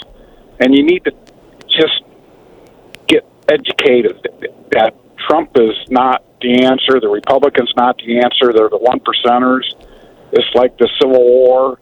The Confederate soldier fought for the one percenter to keep slavery. It's just so simple like that. I mean, there's so many things I could say. It's unbelievable, but that's just basically, we need to slowly get it back, too. The Republicans have slowly taken everything away from us. Yeah. Till bam! Now all of a sudden we're hurting. All right, Jeff. I appreciate your call from Ohio. Here's what I'll say. I've said a phrase a couple times, and I'll say it again today. When I call y'all priceless, I hope that's not merely pandering, and it isn't. I mean, I got into this mess by being an activist and thinking about what it takes to make meaningful change that is beyond the personal benefit of the people who are working in favor of that change. And I realized that we needed to work on stuff. We needed to make accomplishments. We needed to advance achievements that didn't all have a market benefit, that didn't all help an individual person, I don't know, in their own financial life. That I recognize that my work, if I advocate to change climate, to address climate change, it's not going to change everything, and it's not going to make my life immediately any better. Same with democracy, same with working for the middle class. And that's why I say you're priceless. You are the coalition of the benevolently irrational, the good people doing good things for no good reason. Without you, democracy doesn't have a chance. With you, it does. And that's why you are priceless. Definition of priceless, worth a lot, not for sale. I'll be back with you 2 more times. It's been an honor to be with you these 3 times. You've been listening to Thom Hartmann. For audio and video archives, visit thomhartmann.com.